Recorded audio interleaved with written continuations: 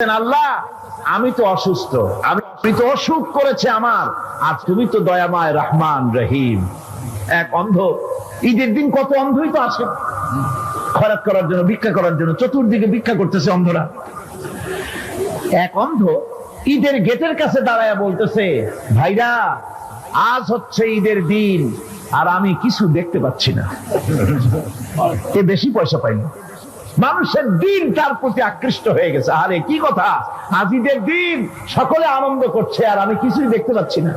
সে কিন্তু কিছু চায় না। ভাষার ভিতরে, কথা বলার ভিতরে এ ধরনের টেকনিক আছে। হযরত আইয়ুব আলাইহিস সালাম বললেন না যে আল্লাহ আমারে মাফ করে দাও, কষ্টের মধ্যে আছি। তিনি শুধু বলেছেন রব্বুল আলামিন আমি অসুস্থ হয়ে পড়েছি, আমার অসুখ করেছে, আর তোমার নাম রহমান রহিম। এতটুকু কথা বলেছেন। আল্লাহ রাব্বুল আলামিনের দরজায়, তার দরবারে আইয়ুব আলাইহিস সালামের ডাক চলে গেছে। যায় নাই? কোন অসুবিধা আছে নাকি? কোন অসুবিধা নাই। পানির তলা দিয়া যদি কেউ ডাক দেয়, পাহাড়ের ভিতরে বসে যদি কেউ ডাক দেয়, আল্লাহ রাব্বুল আলামিন তা শুনতে পান।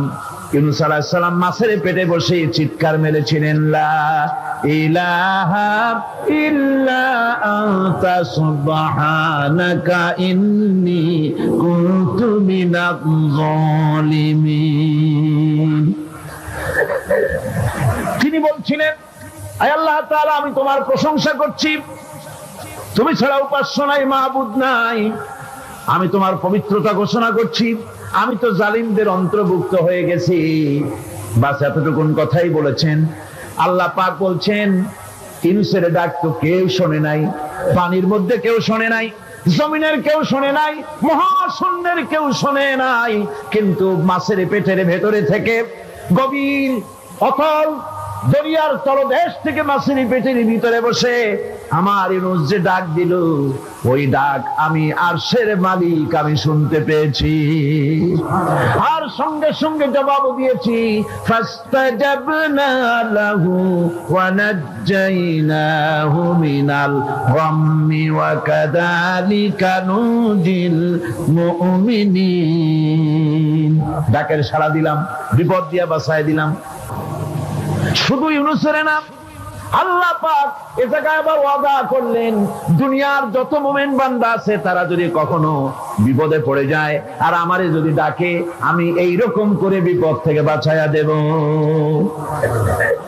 আইয়ুব আলাইহিস সালাম যখন আল্লাহ রাব্বুল আলামিনের কাছে ফরিয়াদ করলেন, আল্লাহ পাক তখন বলছেন, কোরআনে কারীম বলছে, ফাস্তাজাবনা লাহু ফাকাশাফনা মা বিহি মিন দুররিন ওয়া আতাইনাহু আহলাহু ওয়া মিসলাহুম মাআহুম রাহমাতাম মিন ইনদিনা ওয়া যিকরা লিল আবিদিন।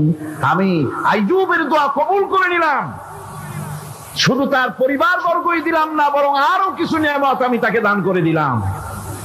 এবং তাই জন্য, যেহেতু তারা ছিল আমার অনুগত বান্দা, আমার বাধ্যগত, আমি এই জন্য রহম করেছি, সমস্ত রোগ শোক আমি মাফ করে দিয়েছি। আমাদের সামান্য একটু জ্বর হয়, যদি 2-3 দিন জ্বর হয়েছে, জ্বর ছাড়ে না, বলে যে এত ভালো ভালো কাজ করি তারপর আমার এত জ্বর হওয়া লাগে, অমুকরা এত পাপ করে, তা তো কিছুই হয় না। খালি আল্লাহ আমার চোখে দেখলো, আমার বউর অসুখ, আমার অজুমুড়ি ছাড়ি না। ভাইরা, আপনি ঠিক পান না যে কি গুনাহ আপনি করেন। কোরআনে কারীম বলছি, ওয়ামা আসাবাকুম মিন মুসিবাতিন ফাবিমা কাসাবাত আইদিকুম ওয়া ইয়াফু আন কাসীর। যত বিপদ তোমাদের উপর আছে সব দুই হাতের কামাই করা, আর আমি তো অনেকগুলো ক্ষমা করে দেই। তোমরা যত পাপ করো, আকাম করো, সবগুলির শাস্তি যদি দুনিয়ায় দিতাম, সাহস করার সময় পেতে না। অসুখ হলেই অধৈর্য হয়ে যেও না, ধৈর্য ধরো। আল্লাহ পাক বলেন, শুধু আইয়ুব নয়, وإسماعيل وإدريس وذا الكفل كل من الصابرين এইভাবে করে ইসমাইল, ইদ্রিস, জুলকিফল সবাই ছিল ধৈর্যশীল। জোরে বলেন সুবহানাল্লাহ।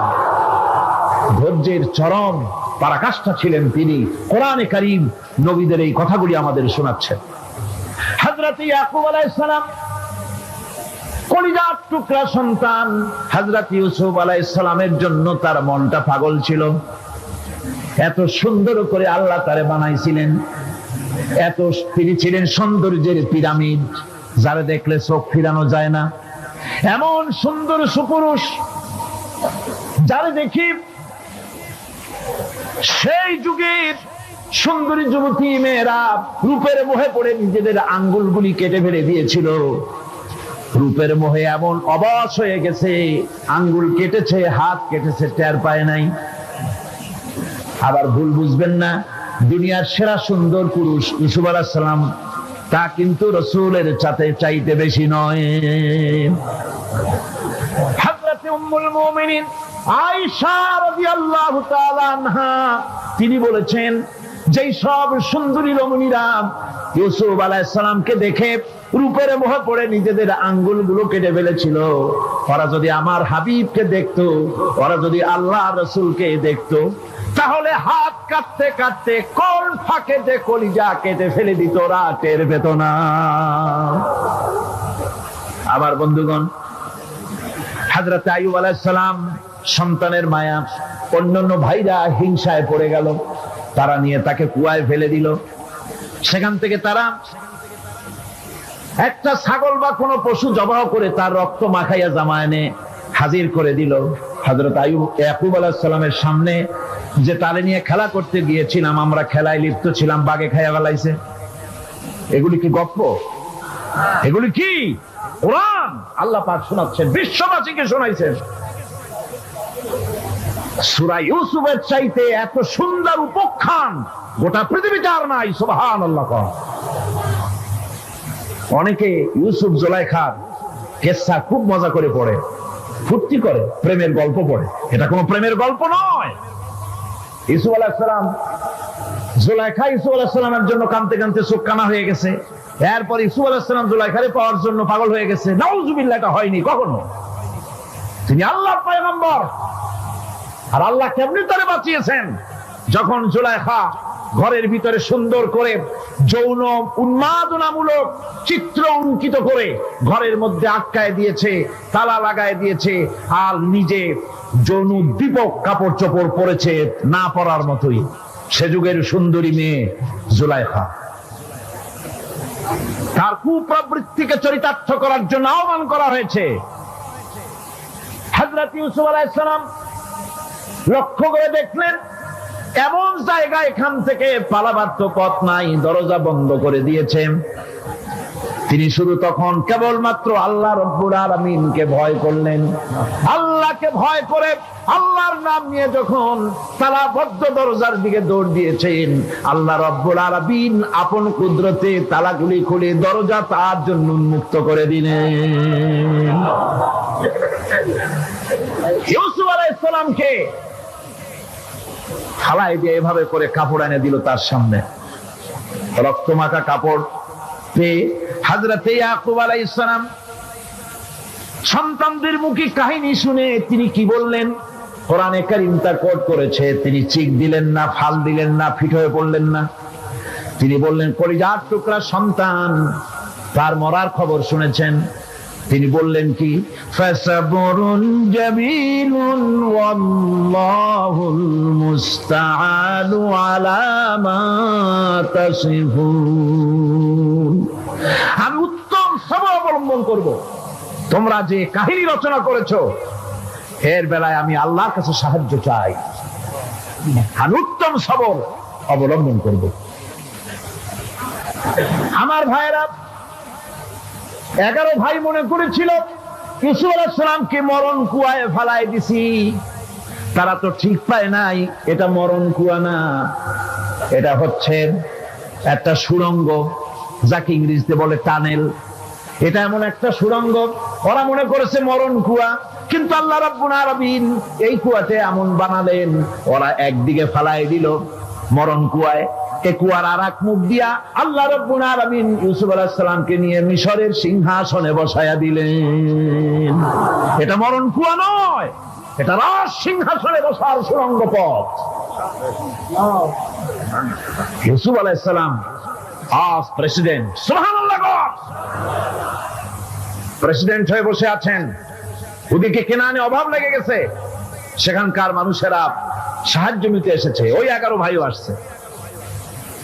হযরত ইউসুফ আলাইহিস সালাম দেখি চিনে ফেলেছে, ওরা কিন্তু তখনও ঠিক পায় নাই। হযরত ইউসুফ আলাইহিস সালাম চিনে ফেলেছেন, এখন কি করা উচিত? সবগুলাকে ঠ্যাং উপরের দিকে উঠাইয়া তারপরে সমানে ধোলাই দেওয়া হইতো স্বাভাবিক ছিল, আমাদের মতো মানুষ হইলে, ঠিক কিনা? ঠিক তো বলবেনি, অভ্যাস তো এটাই। হযরত ইউসুফ আলাইহিস সালাম তাদের সামনে পরিচয় দিলেন। তারা যখন বুঝতে পারলো, লজ্জায় তাদের মাথা হেট হয়ে গেল। হযরত, তারা এক তো লজ্জা, আর 2 নম্বরের ভয়, জান নিয়া কেনানে কেউ ফিরে যেতে পারবো না। এখন অবস্থা হয়েছে যে জীবনই যায় নাকি এখানে। হযরত ইউসুফ আলাইহিস সালাম ভাইদের এই করুণ দুরবস্থা বুঝতে পারলেন, বুঝে চরম ধৈর্য ধরে তিনি কি বললেন? তিনি বললেন, লা তাসরিবা আলাইকুমুল ইয়াউম। ও ভাইরা, তোমাদের বিরুদ্ধে আমার কোনো ক্ষোভ নাই, দুঃখ নাই, বিদ্বেষ নাই, হিংসা নাই, আল্লাহর রাস্তে মাফ করে দিলাম। সুবহানাল্লাহ। এর নাম পয়গম্বর। এর নাম কি? পয়গম্বর। কিসের লেনিন, কিসের মার্কস? জওয়ানেরা, ভুল পথে মানুষ চলেছিল, আলহামদুলিল্লাহ আল্লাহ এগুলারে ডাস্টবিনে ফেলাই দিছে। কারণ আলহামদুলিল্লাহ, আলহামদুলিল্লাহ। পয়গম্বর কারে বলে? কারে বলে পয়গম্বর? কি চরিত্র! রাসূল করিম সাল্লাল্লাহু আলাইহি ওয়াসাল্লাম, তাকে একজন সাহাবী বলছিলেন, হুজুর বলছেন এই কামটা করলা না কেন? সাহাবী বললেন, হুজুর আপনি যদি চোখের ইশারায় বলতেন মুখ দিয়ে না কইয়া, তাও তো আমি কামটা করে ফেলতাম, আমি তো বুঝি নাই। হুজুর বললেন, চোখে ঠারে ঠারে কাজ করা নবুয়তের শান নয়। আল ওয়াদুহু ওয়াস সারাহা, নবীরা যা করেন তা ডাইরেক্ট, কোনো বক্রতা নাই, স্পষ্ট কথা। আমার ভাইরা, হযরত ইউসুফ আলাইহিস সালাম বিনিয়ামিনকে কাছে নিয়ে পরিচয় দিলেন তার ভাইদের সামনে। কোরআনে কারীম বলছে, ক্বালা আনা ইউসুফ ওয়া হাদা আখি قد من الله علينا إنه من يتقي ويصبر فإن الله لا يضيع أجر المحسنين। আমি ইউসুফ, আর এই হচ্ছে আমার ভাই। আল্লাহ আমাদের উপর ইহসান করেছেন। প্রকৃতপক্ষে যারা আল্লাহকে ভয় করে এবং সবর এখতিয়ার করে, আল্লাহ এভাবে তাদেরকে, তাদের আমলকে নিষ্ফল হতে দেন না। আমার এই জামাটা নিয়ে যাও। হযরত ইয়াকুব আলাইহিস সালাম, কলিজার টুকরা সন্তান ইউসুফ আলাইহিস সালামের বিরহ যন্ত্রণায় ছেলেকে কতদিন দেখে না, কাঁদতে কাঁদতে চোখ দুটো অন্ধ হয়ে গেছে। মিশর থেকে কেনানের দিকে জামা রওনা হয়েছে। কোথায় মিশর, কোথায় কেনান? জামা যখন রওনা হয়ে গেছে, হযরত ইয়াকুব বলতেছেন, আমি যেন আমার ইউসুফের গন্ধ নাকে পেতেছি। জামা চলে এলো, চোখের উপরে রাখলেন, আল্লাহ রাব্বুল আলামিন তাকে চক্ষুষ্মান বানায়া দিলেন। ভাইরা আমার, পয়গম্বররা সবর করে গোটা দুনিয়ার মানুষের সামনে দৃষ্টান্ত সেট করেছেন সবর কারে কয়। আমার ভাইরা, হযরত ইব্রাহিম আলাইহিস সালামের কথা আল্লাহ পাক কোরআনে কারীমে বলছেন সবর কারে কয়। দেখো, শেখো সবর কারে কয়। আল্লাহ পাক বললেন, ইব্রাহিম, তোমার বিবি আর তোমার নবজাতক এই সন্তানকে রেখে আসো মক্কা নগরীতে। তিনি চলে গেলেন, সেখানে ঘর নাই, বাড়ি নাই, কিচ্ছু নাই, চতুর্দিকে ধুধু বালু আর মরুভূমি। হযরতে হাজরা বলছেন, ইব্রাহিম সামান্য পানি আর খাবার দিয়া আমার সন্তান শুদ্ধ এখানে রেখে দিতেছো, আমি কি অপরাধ করেছি? কোনো জবাব নাই। 2 বার 3 বার বলার পরে হাজেরা বলছেন, ইব্রাহিম গো, তবে কি আমার আল্লাহর হুকুম মতো আমারে রেখে যাচ্ছ নাকি? হযরত ইব্রাহিম আকাশের দিকে আঙ্গুল উঁচু করলেন। কথা বলবেন, বাক শক্তি বেরোচ্ছে না। 80 বছর বয়সের সময় একটা বাচ্চা আল্লাহ তাআলা দিয়েছেন। আর এমন বাচ্চা, পয়গম্বরের ছেলে, কি সুন্দর চেহারা, মরুভূমির উপরে ফালাই দিয়ে রওনা হয়ে যাচ্ছেন। মুখ দিয়া কথা সরছে না, আকাশের দিকে দেখালেন। হযরত হাজেরা বুঝতে পারলেন। হযরত হাজেরা বলেন, ইব্রাহিম, কোনো চিন্তা নাই, নিশ্চিন্ত মনে বাড়ি ফিরে যাও। আমি আমার আল্লাহর উপরে এতটা ভরসা করি, আল্লাহর হুকুমে যদি আমার এখানে রেখে যেয়ে থাকো, ওই আল্লাহ পাক আমাকে আর আমার কলিজার টুকরা ইসমাইলকে পানিতে আর খাবারে মারবেন না, অবশ্যই তিনি ব্যবস্থা করবেন। ব্যবস্থা হয়ে গেল। হযরত ইসমাইল বড় হয়ে গেলেন। আল্লাহ পাক অর্ডার করলেন, জবাহ করো ছেলেকে। হযরত ইব্রাহিম আলাইহিস সালাম যখন জবাহের প্রস্তাব করলেন, হযরত ইসমাইল তা আপত্তি করতেন, বাবাজি, আমার মায়ের আর আমাকে বাচ্চা অবস্থায় ফেলে গেলেন, খাবার দেন নাই, পড়ার দেন নাই, বছরের পর বছর আমাদের এখানে কাটলো, দেখতেও আসেন নাই, আজ আসছেন জবাহ দিতে। এটা কেমন কথা? কি ধরনের বাপ আপনি? এরকম বলছে নাকি? এরকম বলছে? হযরত ইব্রাহিম আলাইহিস সালাম প্রস্তাবটা কিভাবে পারলেন? আল্লাহ পাক কোরআনে কারীমে দৃষ্টান্ত রেখে দিয়েছেন। আল্লাহ পাক বলছেন, হযরত ইব্রাহিম ছেলেকে বললেন, ইয়া বুনাইয়া, ইয়া বুনাইয়া, হে আমার কলিজার টুকরা লাডলা, হে আমার কলিজার টুকরা সন্তান, ইন্নী আরা ফিল মানাম আন্নী আযবাহু, আমি স্বপ্নে দেখছি আমি যেন তোমাকে জবাহ করতেছি। ফানজুর মাযা তারা, তোমার রায় কি বলো? আমি তো স্বপ্নে দেখছি যে আমি তোমার জবাহ করতেছি, এখন তোমার রায় কি, তোমার মত কি? হযরত ইসমাঈল আলাইহিস সালাম শুনিয়া দিলেন দৌড়, নাকি না? হযরত ইসমাঈল আলাইহিস সালাম ধৈর্যের প্রতীক, তিনি কি কথা বললেন? তার মুখের কথা কোরআন শরীফে আল্লাহ পাক উঠায় দিলেন। হযরত ইসমাঈল বললেন, ইয়া আবাতি ফাআল মা তু'মারু সাতাজিদুনি ইনশাআল্লাহু মিনাস সাবিরিন, হে আমার পিতা, আপনি যে ব্যাপারে আদিষ্ট হয়েছেন আপনি তা পালন করুন, অবশ্যই আমাকে ধৈর্যধারীদের মধ্যে পাওয়া যাবেন। সুবহানাল্লাহ। এক বর্ণনা এসেছে, হযরত ইসমাঈল বললেন, আব্বাজান, আমি ধৈর্যধারীদের ভিতরে আমারে পাবেন, তবে জবাহ করার আগে আমার হাত পাটা একটু বেঁধে নেন, কারণ জবাহের যন্ত্রণায় আপনার গায়ে যদি আমার হাত পা লেগে যায় তো বেয়াদবি হয়ে যেতে পারে। আর আমি বলে আমার জবাহ হয়ে যাওয়ার পর আমার রক্ত মাখা জামাটা নিয়া আমার মা হাজেরারে দিবেন, কারণ তাকে মা বলবার মতো আর তো কেউ নাই। হযরত ইব্রাহিম তাকে বাঁধবার জন্য প্রস্তুতি নিলেন। হযরত ইসমাঈল বলছেন, আব্বাজান, বাঁধবেন না, বাঁধার প্রয়োজন নাই। বলে, কেন? একবার বাঁধতে বললে আবার তুমি নিষেধ করছো কেন? ছেলে বলছেন, আব্বাজান, বাঁধবো না এই জন্যে, হয়তো কিয়ামতেই প্রশ্ন উঠতে পারে যে আল্লাহর হুকুমে রাজি ছিল না বলে হাত পা বাঞ্জা জবাহ করছে, আমি এই সুযোগ দিব না, আপনি জবাহ করেন, আমি এতটুকু নড়াচড়া করব না। ধৈর্যের চরম প্রতীক হযরতে ইসমাঈল আলাইহিস সালাম দেখাই দিয়েছেন ধৈর্য কারে কয়। আমার বন্ধুগণ, এই পৃথিবীর সবচাইতে ধৈর্যের বড় প্রতীক হতেছেন ইমামুল মুরসালিন, আশরাফুল আম্বিয়া, সাইয়্যিদুল মুরসালিন, জনাবে মুহাম্মাদুর রাসূলুল্লাহ সাল্লাল্লাহু আলাইহি ওয়াসাল্লাম। আমার বন্ধুগণ, সবচাইতে বড় ধৈর্যের প্রতীক তিনি। কাউকে একটা গালি দেন নাই জীবনে, কাউকে ঠাট্টা করেন নাই, কাউকে মারেন নাই, কারো মনে দুঃখ দেন নাই। তিনি দুঃখ পেয়েছেন, তিনি কাউকে দুঃখ দেন নাই। তিনি কষ্ট পেয়েছেন, কাউকে কষ্ট দেন নাই।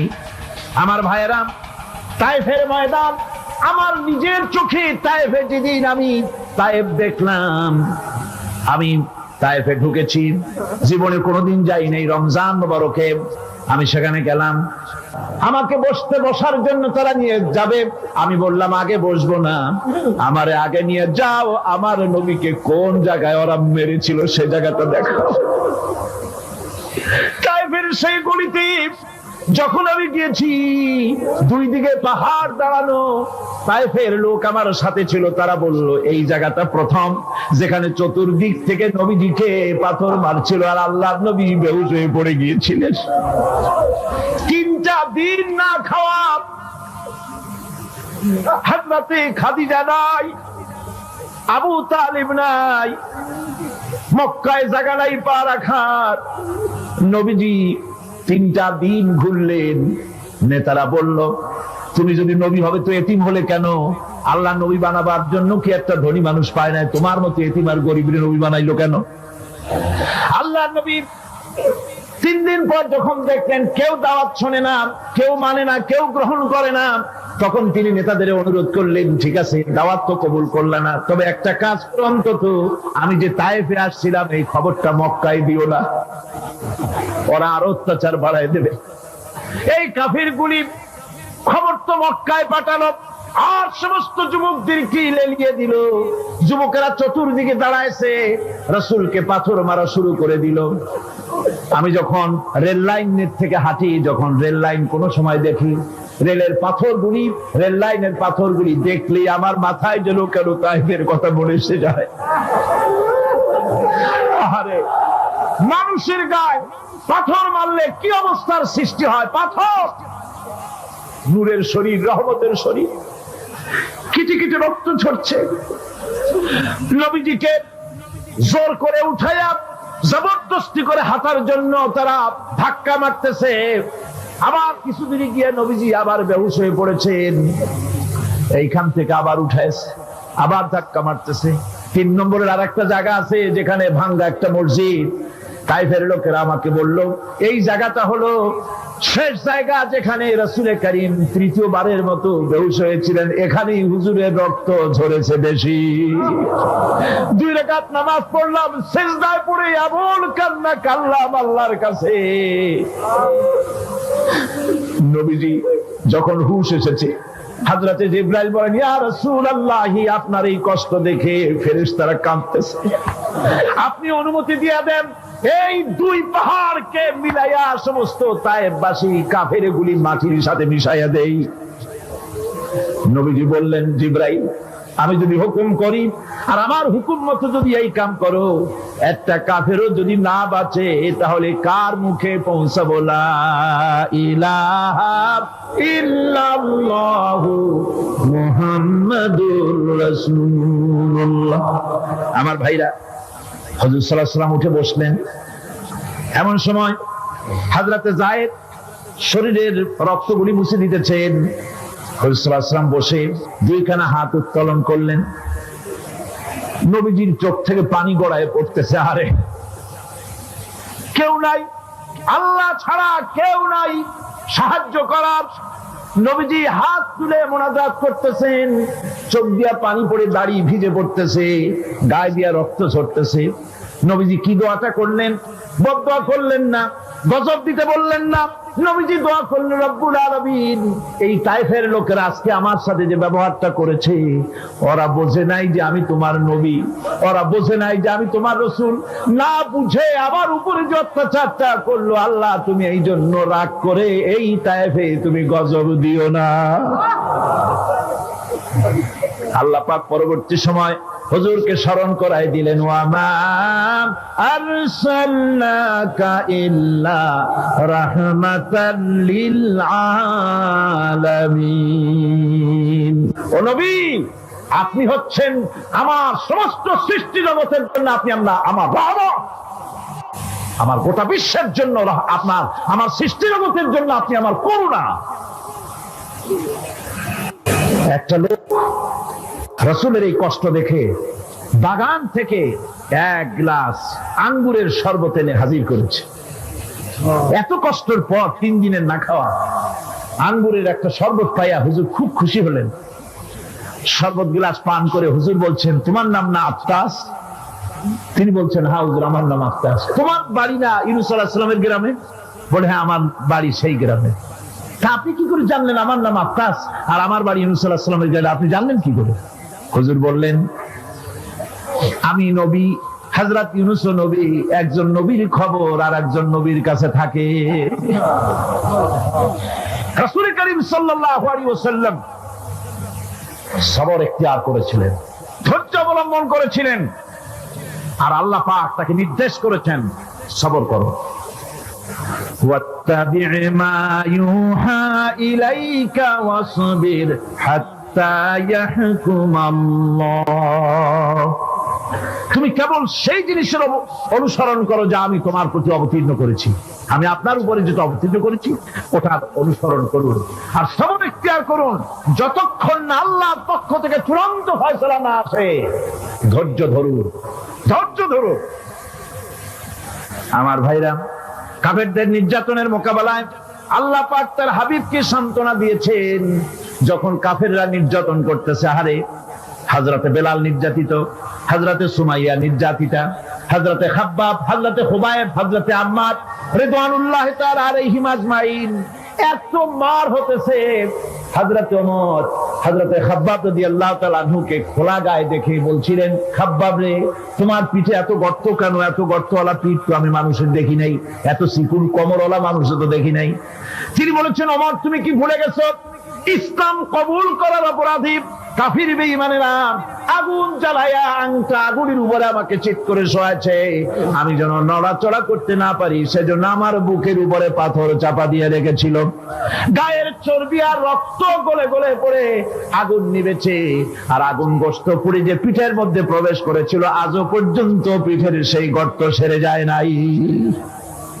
এভাবে অত্যাচার হচ্ছিল সাহাবীদের উপর। আল্লাহ রাব্বুল আলামিন তার হাবিবকে সান্ত্বনা দিলেন, ওয়াসবির ওয়া মা সাবরুকা ইল্লা বিল্লাহি ওয়া লা তাহজান আলাইহিম ওয়া লা তাকু ফি গায়তিম মিম্মা ইয়ামকুরুন। হে রাসূল, সবরের সাথে কাজ করতে থাকুন। আপনার এই সবরের তৌফিক তো আল্লাহই দিয়েছেন, আর ওদের সমস্ত ষড়যন্ত্র, ওদের অপকৌশলে আপনি দুঃখিত হবেন না, চিন্তা করবেন না, ভারাক্রান্ত হবেন না। আপনি নিশ্চিত থাকুন।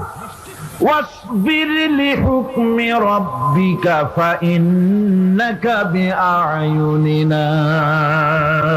হে নবী, আপনার রবের চূড়ান্ত ফয়সালা আসা পর্যন্ত ধৈর্য ধারণ করুন।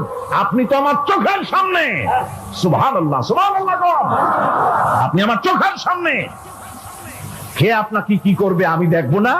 সুবহানাল্লাহ। মন্ত্রী যদি, এই সলিমুদ্দিন মার্কা মন্ত্রী যত আছে, এই মন্ত্রীরা যদি কয় ব্যথা তোর ভয় কিসে, আমি তোকে দেখছি না, সাহসটা কেমন বাড়ে, কেমন বাড়ে সাহস। আর এ কোনো মন্ত্রী ছাতা মাথা না, কোন প্রেসিডেন্ট রাজা বাদশা না, আকাশ আর জমিনের মালিক আমার আল্লাহ রাব্বুল আলামিন বলছেন, হাবিব, কোন চিন্তা নাই, আপনি আমার চোখের সামনে। ওরা চায় আপনাকে দুনিয়া থেকে মিটাই দিতে, আর আমি চাই ওয়ারাফানা লাকা যিকরাক, আপনার প্রশংসা তো হবে গোটা বিশ্ব জুড়ে, সর্বত্র ছড়িয়ে যাবে আপনার নাম। সুবহানাল্লাহ। আল্লাহ পাক অন্যত্র বলেছেন, ওয়ালাকাদ কুযযিবাত রুসুলুম মিন ক্বাবলিকা ফাসাবারু আলা মা কুযযিবু ওয়া উযু হাত্তা আতাহুম নাসরুনা। হে মুহাম্মদ সাল্লাল্লাহু আলাইহি ওয়াসাল্লাম, আপনার পূর্বে অসংখ্য নবী রাসূল এই পৃথিবীতে আসছে এবং জুলুম আর নির্যাতনের শিকার তারা হয়েছেন। অবশেষে তাদের প্রতি আল্লাহর সাহায্য এসেছে। সুতরাং আপনাকেও ধৈর্য ধারণ করতে হবে। ধৈর্য ছাড়া কোনো পথ নাই, ধৈর্য আপনাকে ধারণ করতেই হবে। আর এই ধৈর্য ধারণ করলে পরে আল্লাহর চূড়ান্ত ফয়সালা আসবে, তখন আল্লাহ পাক মেহেরবানি করবেন। আমার ভাইরা, এই ধৈর্য পৃথিবীর সমস্ত পয়গম্বররা ধৈর্য অবলম্বন করেছেন, কখনো অধৈর্য হন নাই। দিন কায়েমের সংগ্রামে নবী রাসূলগণ দারুণ ভাবে সবর ইখতিয়ার করেছেন। বৃদ্ধবাদীদের সকল রকমের নির্যাতন, অপকৌশল, ষড়যন্ত্র, এই সব কিছু মোকাবেলা করেছেন ধৈর্যের নীতি অবলম্বন করি। কখনো ধৈর্যচ্যুতি তাদের মধ্যে ঘটেনি, বরং আল্লাহ রাব্বুল আলামিন তাদের প্রতি সন্তুষ্ট হয়েছেন। যারা এই ধৈর্য ধরেছে তাদের উপরে সন্তুষ্ট হয়ে আল্লাহ রাব্বুল আলামিন বলেছেন, ওয়া কাআইয়্যিম মিন নাবিয়্যিন কাতালা মাআহু রিব্বিয়ুনা কাসীর। এর আগে অনেক নবী এসেছিলেন যাদের সাথে বহু আল্লাহওয়ালা লোক লড়াই করেছেন। فما وهنوا لما أصابهم في سبيل الله وما ضعفوا وما استكانوا। আল্লাহর পথে তাদের উপর যত বিপদ এসেছিল তারা হতাশ হয়ে পড়েন নাই, দুর্বলতা দেখাননি, বাতিলের সামনে মাথাও নত করেন। ওয়াল্লাহু ইউহিব্বুস সাবিরিন। আর আল্লাহ পাক ধৈর্যশীল যারা তাদেরকে আল্লাহ পাক ভালোবাসেন। আমার ভাইরা, ধৈর্যের পরিচয় রাসূল করিম সাল্লাল্লাহু আলাইহি ওয়াসাল্লাম উহুদের ময়দানে যখন আক্রান্ত হয়ে গেলেন, চতুর্দিকে কাফেররা ঘিরে ধরেছে, বাঁচার কোনো পথ নাই। সাহাবায়ে কেরাম রাসূলকে পাহারা দিলেন। যারা রাসূলকে পাহারা দিতে দাঁড়ায়ছেন, জীবন দিয়া পাহারা দিতে দাঁড়ায় গেছে, রাসূলের দিকে মুখ দিয়া, পিঠটা বাইরের দিকে দিয়ে রাসূলকে পাহারা দেওয়া শুরু করেছেন। হুজুরকে পাহারা দিতে যারা দাঁড়িয়েছিলেন, কাফের কর্তৃক নিক্ষিপ্ত কি তীরগুলি এসে যখন বিঁধতেছিল, শুধু একজন সাহাবী হযরত তালহার পিঠের ভিতরে রাসূলকে হেফাজতের জন্য 80টা তীর একজনের পিঠের মধ্যে গিয়ে ঢুকেছে। এক অসতর্ক মুহূর্তে নবীজির দান্দা মোবারক শহীদ হয়ে গেল, শিরস্ত্রাণ ভেঙে গেল, লোহার কড়া প্রবিষ্ট হয়ে গেল কপালের ভিতরে। হুজুর মাথা ঘুরে পড়ে গেলেন। হযরত আবু উবাইদা রাদিয়াল্লাহু তাআলা আনহু হুজুরের মস্তক মোবারককে কোলে করে নিয়ে তারপরে বহু কষ্ট করে মাথা থেকে লোহার কড়া বের করলেন। এবার ওই কড়ার ছিদ্র দিয়ে রক্ত আসতেছে, মুখ দিয়ে রক্ত পড়তেছে, দাড়ি ভিজে যাচ্ছে। বুখারী শরীফে এসেছে, আল্লাহর নবী দুইখানা হাত নিজের চেহারার উপরে মলে আনে টাটকা রক্ত চোখের সামনে দেখে বলছেন, আহারে, টুকরা সন্তান ওহদে এসেছিল, দুটোই শহীদ হয়ে গেছে। মা বলতেছে, ও সাহাবী, কে শহীদ হয়েছে শুনতে চাই না, তাড়াতাড়ি করে বলো আল্লাহর নবী মুহাম্মদুর রাসূলুল্লাহ সাল্লাল্লাহু আলাইহি ওয়াসাল্লাম কেমন আছেন। দৌড়াতে দৌড়াতে ওহদের মাঠে সাহাবায়ে কেরাম পরিবেষ্টিত আল্লাহর নবীর কাছে গিয়ে হুজুরের জীবিত চেহারা মোবারকের দিকে তাকায়া মেয়ে লোকটি কাঁদতেছে আর বলতেছে, ইয়া রাসূলুল্লাহ, আমার স্বামী মরা শোক, আমার কলিজার টুকরা দুইটা সন্তান মরা শোক আমার কলিজা থেকে মুছে গেছে, আপনি বেঁচে আছেন, তামাম মুসলমানদের এর চাইতে বড় সান্ত্বনা আর নাই।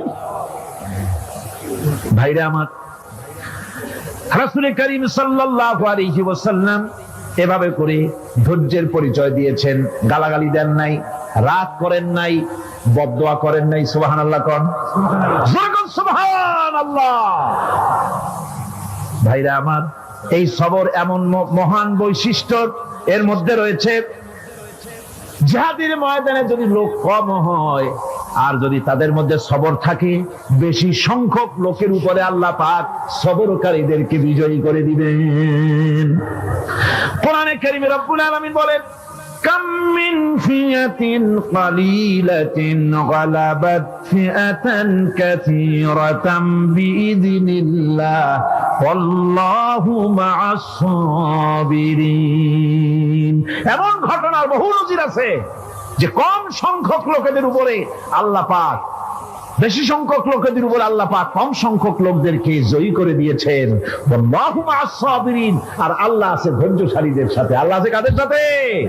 দেখেন না বদরের কামটা, বদরের ময়দান, 313 জন মুসলমান, অস্ত্রপাতি নাই, সামান্য সামান্য অস্ত্র, আর কাফেররা এসছে হাজারেরও বেশি। আমার বন্ধুগণ, ধৈর্য কত বড় কাম দিল, ধৈর্য ধারণ করেছেন তারা আল্লাহর উপরে ভরসা করেছেন। আল্লাহ রাব্বুল আলামিন অস্ত্রের কাজ কি দিয়া করায় দিলেন। একজন সাহাবী এসে বলছেন, হুজুর জিহাদের ময়দান, ইসলামের প্রথম জিহাদ, আমার কাছে তো অস্ত্র নাই, মেহেরবানি করে একটা অস্ত্র আমারে দেন, আমি লাফায় পড়ি জিহাদের মধ্যে। হুজুর বলেন, অস্ত্র তো আমার কাছে নাই, দিবটা কি? সাহাবী বলছেন, হুজুর অস্ত্র না থাকে যা পারেন তাই দেন, আপনার হাত দিয়ে যা দিবেন আমি দাঁড়ায় থাকতে পারবো না, জিহাদে আমাকে শরীক হতেই হবে। নবীজি কাছে পেলেন একখানা শুকনা খেজুরের ডালখানা তুলে সাহাবীর হাতে তুলে দিলেন। সাহাবী বলেন, রাসূলের হাতের দেওয়া শুকনা খেজুরের ডালটা নিয়ে আমি যখন কাফেরদের ভিড়ের মধ্যে ঝাঁপায় পড়ে যখন শুকনা খেজুরের ডাল দিয়ে আঘাত দিলাম, তখন ধারালো তরবারে দিয়ে আঘাত করলে যে কাম হয়, শুকনা খেজুরের ডালের আঘাতে কাফের দ্বিখণ্ডিত হয়ে জমিনে পড়ে গেল। ভাইরা আমার, আল্লাহ রাব্বুল আলামিন সবর যারা করে, সংখ্যা যদি কম হয় আল্লাহ পাক তাদেরকে বিজয়ী করে দেবেন, এই ওয়াদা আল্লাহ রাব্বুল আলামিন করেছেন। এই সবরের গুণ ছাড়া জান্নাতেও প্রবেশ করা যাবে না, সবর যদি না থাকে বেহেশতে যাওয়া যাবে না। ভালো করে মনে রাখেন, আল্লাহ পাক বলছেন, আম্মা হাসিবতুম আন তাদখুলুল জান্নাতা ওয়া লাম্মা ইয়া'লামিল্লাহুল্লাযীনা জাহাদু মিনকুম ওয়া ইয়া'লামাস সাবিরিন। তোমরা কি মনে করেছো এমনি বেহেশতে চলে যাবা? এটা কি মামু বাড়ির আবদার নাকি? এমনি বেহেশতে চলে যাবা? অথচ আল্লাহ রাব্বুল আলামিন এখনো দেখেন নেননি যে তোমাদের মধ্যে কারা জিহাদ করতে প্রস্তুত, কারা তোমাদের মধ্যে জিহাদ করে জান দেওয়ার জন্য প্রস্তুত, আর কারা ধৈর্যধারী, এটা তো আল্লাহ এখনো দেখে নেন নাই। সুতরাং হক এবং বাতিলের সংগ্রামে লিপ্ত হতে হবে। আল্লাহ দেখতে চান কারা জীবন দিতে চায়। সুতরাং ইসলামী আন্দোলনে যারা শরীক হবে তাদের বিপদ এবং মুসিবত দিয়ে আল্লাহ রাব্বুল আলামিন তাদের সাহসিকতা এবং ধৈর্যের পরীক্ষা নিবেন। কোরআনে কারীম বলছে, وَلَنَبْلُوَنَّكُمْ حَتَّى نَعْلَمَ الْمُجَاهِدِينَ مِنكُمْ وَالصَّابِرِينَ وَنَبْلُوَ أَخْبَارَكُمْ। অবশ্যই আমি তোমাদেরকে পরীক্ষার সম্মুখীন করব, আর তোমাদের মধ্যে সত্যিকার মুজাহিদ, দৃঢ়তা অবলম্বনকারী কারা আমি তা দেখব। এটা যেন আমি দেখে নিতে পারি, সেই জন্য আমি বিপদ এবং মুসিবতের মধ্যে তোমাদের ফেলবো। ধৈর্যধারীদের উপরে আমার রহমত অবশ্যই থাকবে। সবর এমন এক সম্পদ যা ধারণ করলে পরে আল্লাহ রাব্বুল আলামিন রাষ্ট্রীয় ক্ষমতা দান করে দেন। কোন সুবহানাল্লাহ, জোরে কোন সুবহানাল্লাহ। ধৈর্য ধারণ করলে আল্লাহ রাষ্ট্রের মতো বিরাট নিয়ামত আল্লাহ হাতে তুলে দিবেন। তার প্রমাণ কোরআন শরীফ আল্লাহ বলছেন, বনি ইসরাইলরা মিশর থেকে যখন বহিষ্কার হয়ে গেল, তাদের যখন পা রাখার কোনো জায়গা থাকলো না, বনি ইসরাইলরা মিশর থেকে যখন বহিষ্কার হয়ে গেল, এরপরে আল্লাহ পাক তারা যখন ধৈর্য অবলম্বন করলো, আল্লাহ পাক তাদের ব্যাপারে বলছেন, ওয়া আওরাসনাল কওমাল্লাযীনা কানু ইস্তাদআফুনা মাশারিকাল আরদি ওয়া মাগারিবাহাল্লাতী বারাকনা ফিহা। আর তাদের স্থলে আমি নির্যাতিত লোকদেরকে প্রতিষ্ঠিত করলাম। পশ্চিম এবং উত্তরের তাদেরকে আমি পশ্চিম এবং পূর্বের উত্তরাধিকারী তাদেরকে বানায় দিলাম। বিরাট এলাকা তাদের হাতে আমি তুলে দিলাম। ওয়া তাম্মাত কালিমাতু রাব্বিকাল হুসনা আলা বানি ইসরাঈলা বিমা সাবারু। আর এভাবে করে আল্লাহ পাক তার কথাকে পূর্ণ করলেন বনি ইসরাইলদের উপরে। সবর এখতিয়ার করার জন্য, ধৈর্য ধরার কারণে আল্লাহ পাক রাষ্ট্রের মালিক তাদের বানায় দিলেন। যেরকম সুবহানাল্লাহ। সবর যদি করা হয়, তো যুদ্ধ যদি বাদে, যদি জাহাজ শুরু হয়ে যায়, আল্লাহ পাক বলেছেন ফেরেশতা দিয়ে সাহায্য করবে। যদি সবর থাকে তোমাদের, সবর থাকলে আল্লাহ কি দিয়ে সাহায্য করবেন? ফেরেশতা। কোরআনে কারীম বলছি, বালা ইন তাসবিরু ওয়া তাত্তাকু ওয়া ইয়াতুকুম মিন ফাওরিহিম হাদা ইউমদিদুকুম রাব্বুকুম বিখামসাতি আলাফিন মিনাল মালাইকাতি মুসাউমিমিন। হ্যাঁ, তোমরা যদি ধৈর্য অবলম্বন করো আর আল্লাহকে ভয় করে চলো, তাহলে এক্ষুনি আল্লাহ রাব্বুল আলামিন তোমাদের জন্য কাতারে কাতারে শৃঙ্খলাবদ্ধ 10,000 ফেরেশতা দিয়ে তোমাদেরকে সাহায্য করবেন। সুবহানাল্লাহ। তোমাদেরকে ফেরেশতা দিয়ে সাহায্য করা হবে। তোমরা যদি সবর ইখতিয়ার করো, তাহলে সংখ্যা যদি কম হয়, বেশি সংখ্যার উপরে জয়ী করে দেব। ইয়াকুম মিনকুম 20 সাবিরুনা ইয়াগলিবু মিআতাইন। যদি তোমাদের ভিতরে ধৈর্যশীল 20 জন হয়, আমি 200 কাফেরের বিরুদ্ধে তোমাদেরকে জয়ী করে দেব। সুবহানাল্লাহ। তোমরা যদি হও ধৈর্যশীল 200 কি কয় 20 জন, 200 কাফেরের উপরে তোমরা জয়যুক্ত হয়ে যাবে। একটা মৃত্যুকূপ এত বড় বিরাট ব্ল্যাক হোল মহাশূন্যে আছে, বিজ্ঞানীরা হয়রান হয়ে গেছে। তার এত বড় শক্তি, সে শুধু তারা খায় না, কোন তারকা ঘুরতে ঘুরতে যদি তার কাছে এসে যায়, তারাকে খেয়ে ফেলে। কোন আলো যদি কাছে আসে, আলো শুষে নিতে নিতে আলো যার থেকে এসেছে সেটাকেও শেষ করে ফেলে। এ ধরনের একটা দারুণ আকর্ষণী শক্তি তার মধ্যে আল্লাহ সৃষ্টি করেছেন। একটা ব্ল্যাক হোল আছে মহাশূন্যের ভিতরে, সূর্য চন্দ্র গ্রহ নক্ষত্র, যে সূর্য পৃথিবীর চাইতে 13 লক্ষ গুণ বড়, এমন 2 কোটি সূর্য খাইয়া হজম করতে পারে এত বড় ব্ল্যাক হোল আল্লাহ তৈরি করে রেখেছেন মহাশূন্যের উপরে।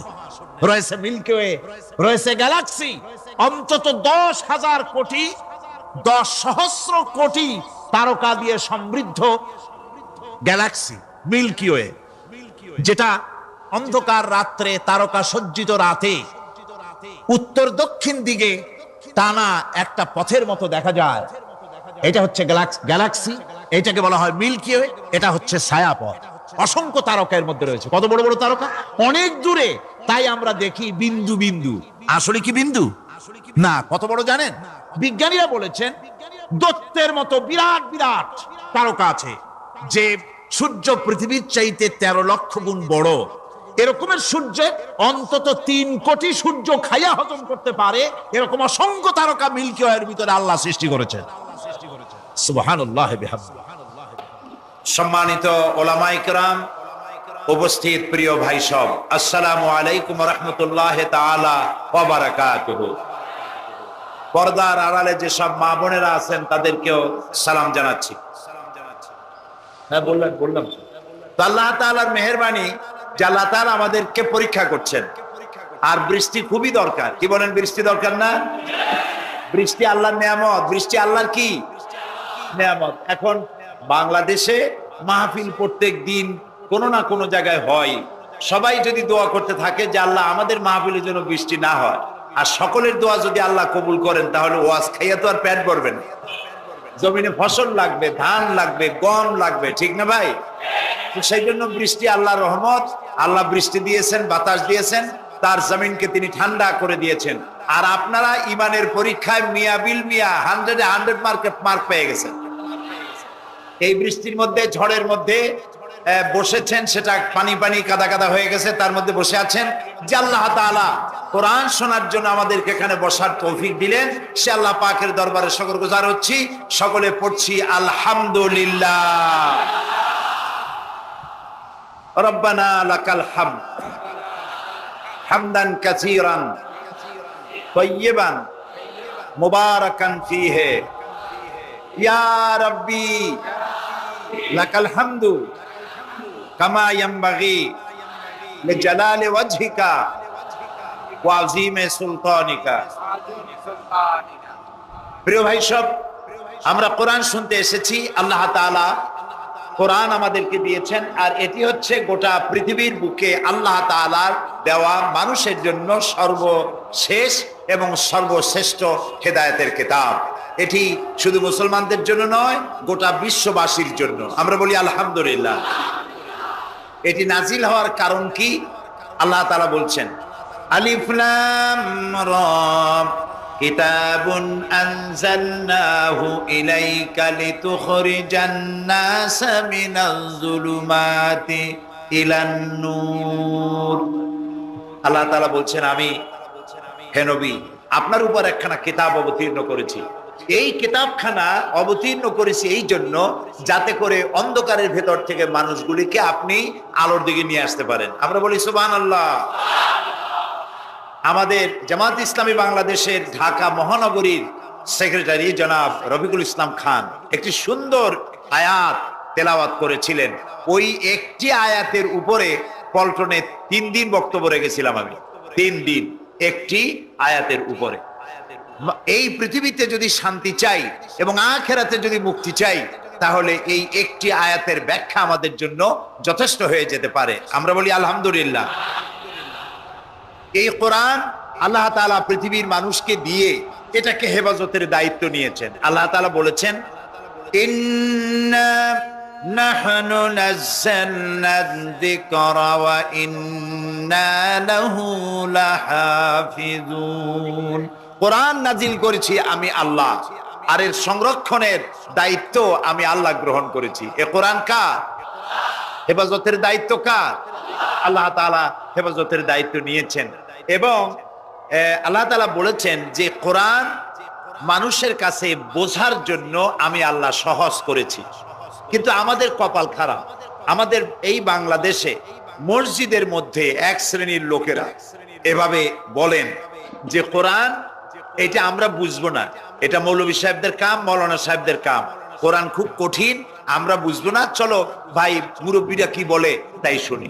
এখন আমি জিজ্ঞেস করি, মুরব্বীরা যে কথাটা বলছেন ওটা কি সত্য না মিথ্যা, হক না বাতিল? ওইটা বোঝার জন্যই তো কোরআন বোঝা দরকার, ঠিক কিনা ভাই?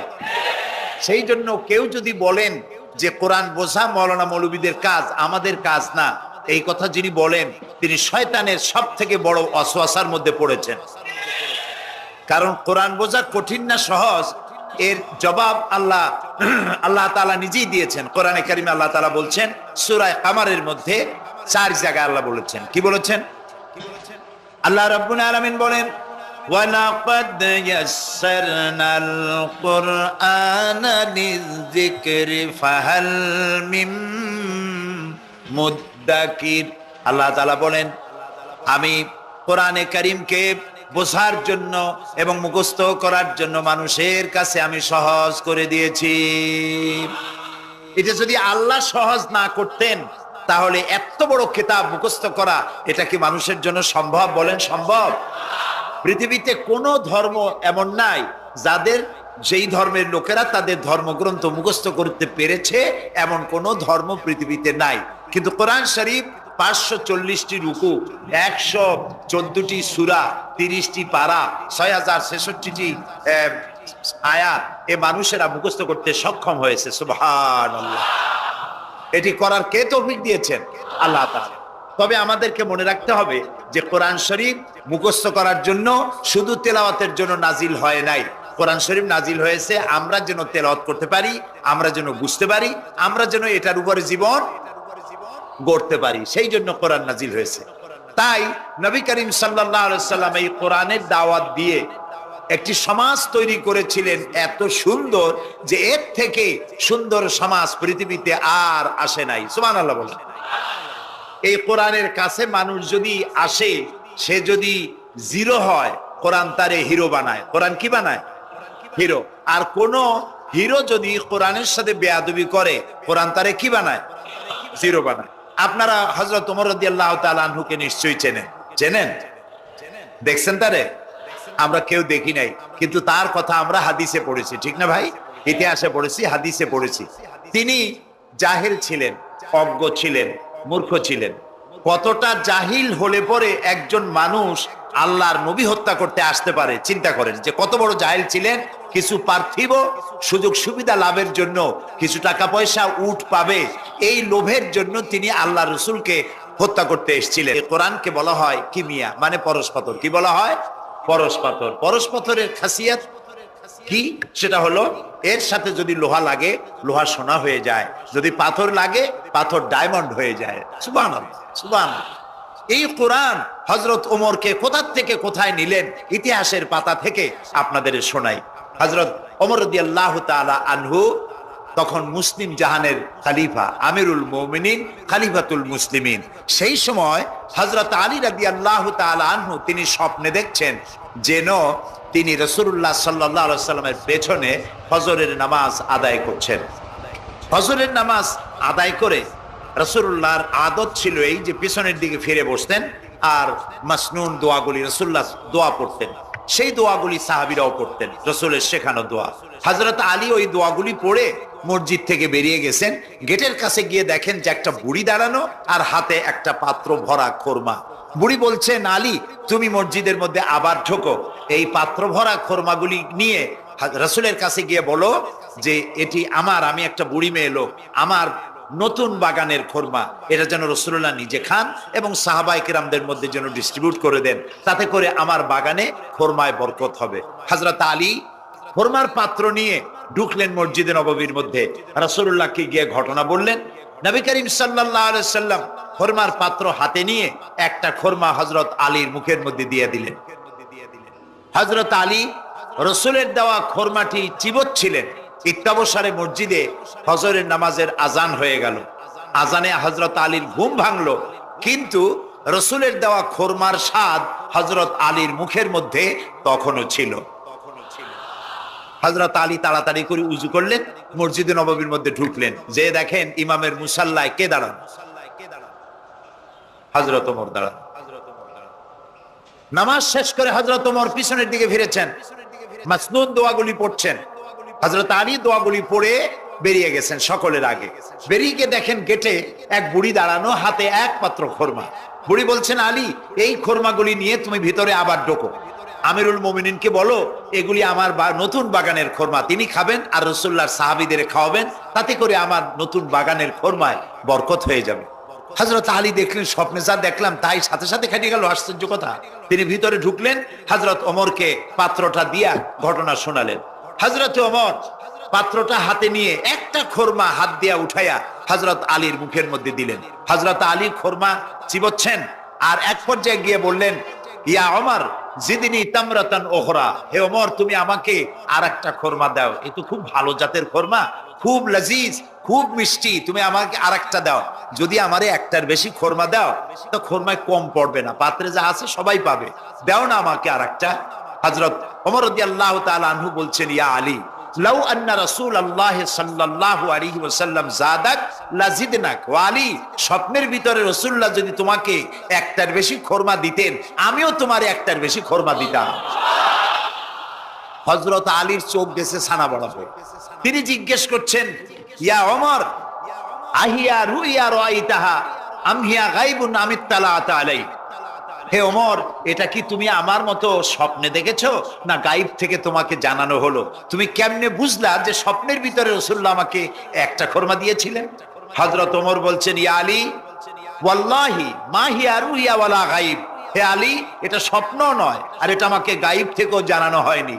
আসল ব্যাপার কি জানো? ওয়ালাকিন্নাল মুমিনা ইদা আখলাসা কলবাহু ইয়ারা বিনুরিল্লাহ, আসল কথা হলো একজন মানুষ যখন আল্লাহর খাঁটি গোলামে পরিণত হয়ে যায় তখন সে আল্লাহর সাহায্যই দেখতে পায়। এখন দেখুন হযরত ওমর কোথায় ছিলেন আর আল্লাহ তাকে কোথায় এনে দিলেন। রাসূলুল্লাহ বলেছেন, লা নাবিয়্যা বা'দি ওয়ালা রাসূলা, আমার পরে নবীও হবে না রাসূলও হবে না, কিন্তু আমার পরে যদি কেউ নবী হতেন আল্লাহ তাআলা ওমরকে নবী বানাই দিতেন। সুবহানাল্লাহি বিহামদি।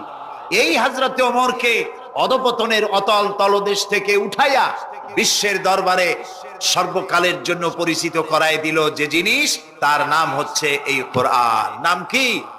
কোরআন। আমরা যদি আমাদের ভাগ্যের পরিবর্তন চাই, আমরা কি ভাগ্যের পরিবর্তন চাই? বলেন চাই? ভাগ্যের যদি পরিবর্তন চাই তাহলে কোরআনের কারিমের কাছে আসতে হবে। কোরআনই পারে আমাদের ভাগ্যকে পরিবর্তন করে দিতে। নবী করিম সাল্লাল্লাহু আলাইহি সাল্লাম বলেছেন এটা হচ্ছে সেই কোরআন, এই কোরআন নিয়ে যখন আমি জেনেদের সামনে কোরআন তেলাওয়াত করেছি তখন জেনেরা একথা না বলে পারে নাই, ইন্না সামি'না কুরআনান আজাবা, আমরা একটা আশ্চর্য ধরনের কোরআন শুনেছি। আল্লাহর নবী বলেন জেনেরা আমার মুখে যখন তেলাওয়াত শুনল তারা বলল, ইন্না সামি'না কুরআনান আজাবা, আমরা এক আশ্চর্য ধরনের কোরআন শুনেছি, ইয়াহদি ইলার রুশদ ফাআমান্না বিহি, এমন কোরআন শুনলাম যে কোরআন আমাদেরকে সত্যের পথ দেখায়। আর কোরআন যখন শুনলাম, আল্লাহর নবী বলেন, জেনেরা ঈমান, লা ইলাহা লা ইলাহা ইল্লাল্লাহ, লা ইলাহা ইল্লাল্লাহ,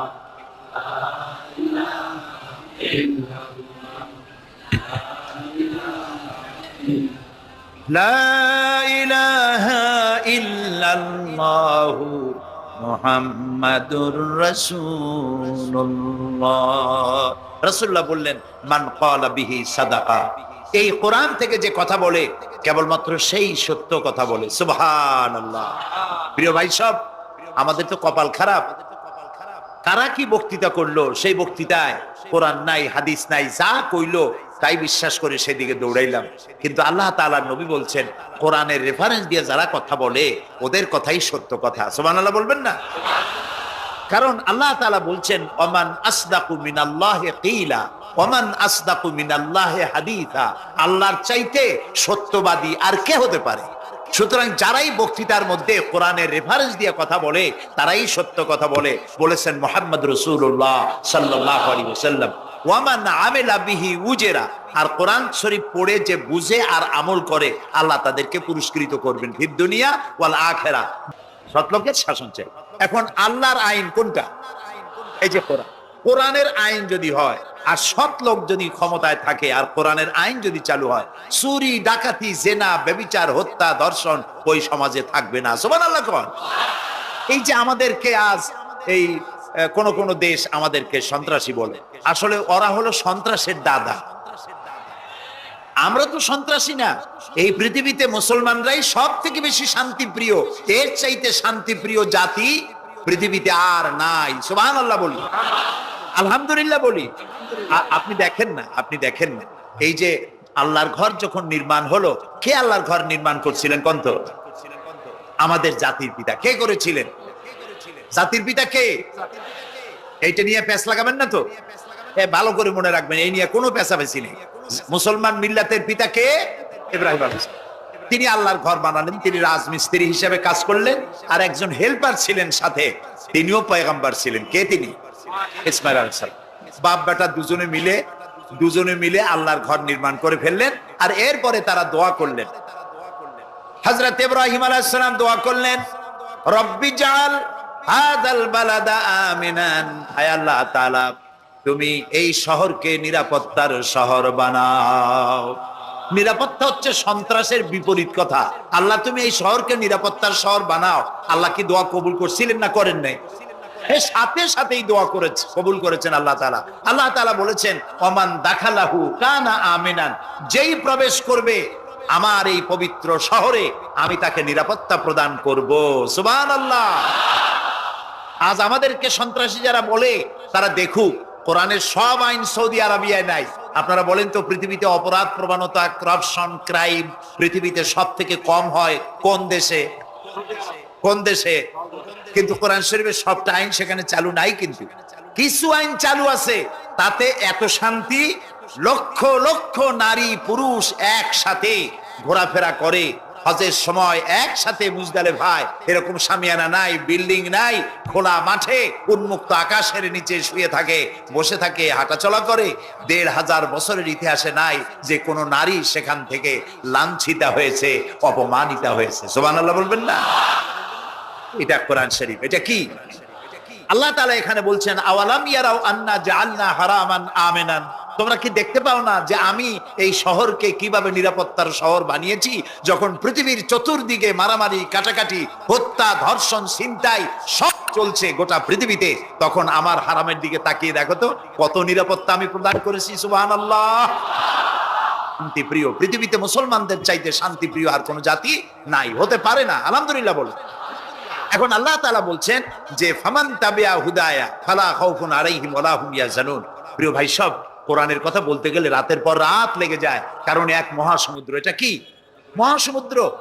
কোরআন এই কোরআন আল্লাহ তাআলা আমাদেরকে শুধু তেলাওয়াত করতে পাঠান নাই। আমাদের অভ্যাস হয়েছে যে খালি তেলাওয়াত করি, মুখস্থ করি। দেখেন না, রমজান মাস শেষ হয়ে গেলে পরে বন্ধু বান্ধব আত্মীয় স্বজন সব এক জায়গায় বসে এক একজন গল্প করে, ভাই আমার পুত্রবধূ 13 খতম, আমার বউ 7 খতম, আমার নাতনি 11 খতম, আর আমি এমনি খতম হয়ে গেছি। প্রিয় ভাই সব, আপনারা বলেন কোরআন শরীফকে এইভাবে শুধু খতম করার জন্য আসছে?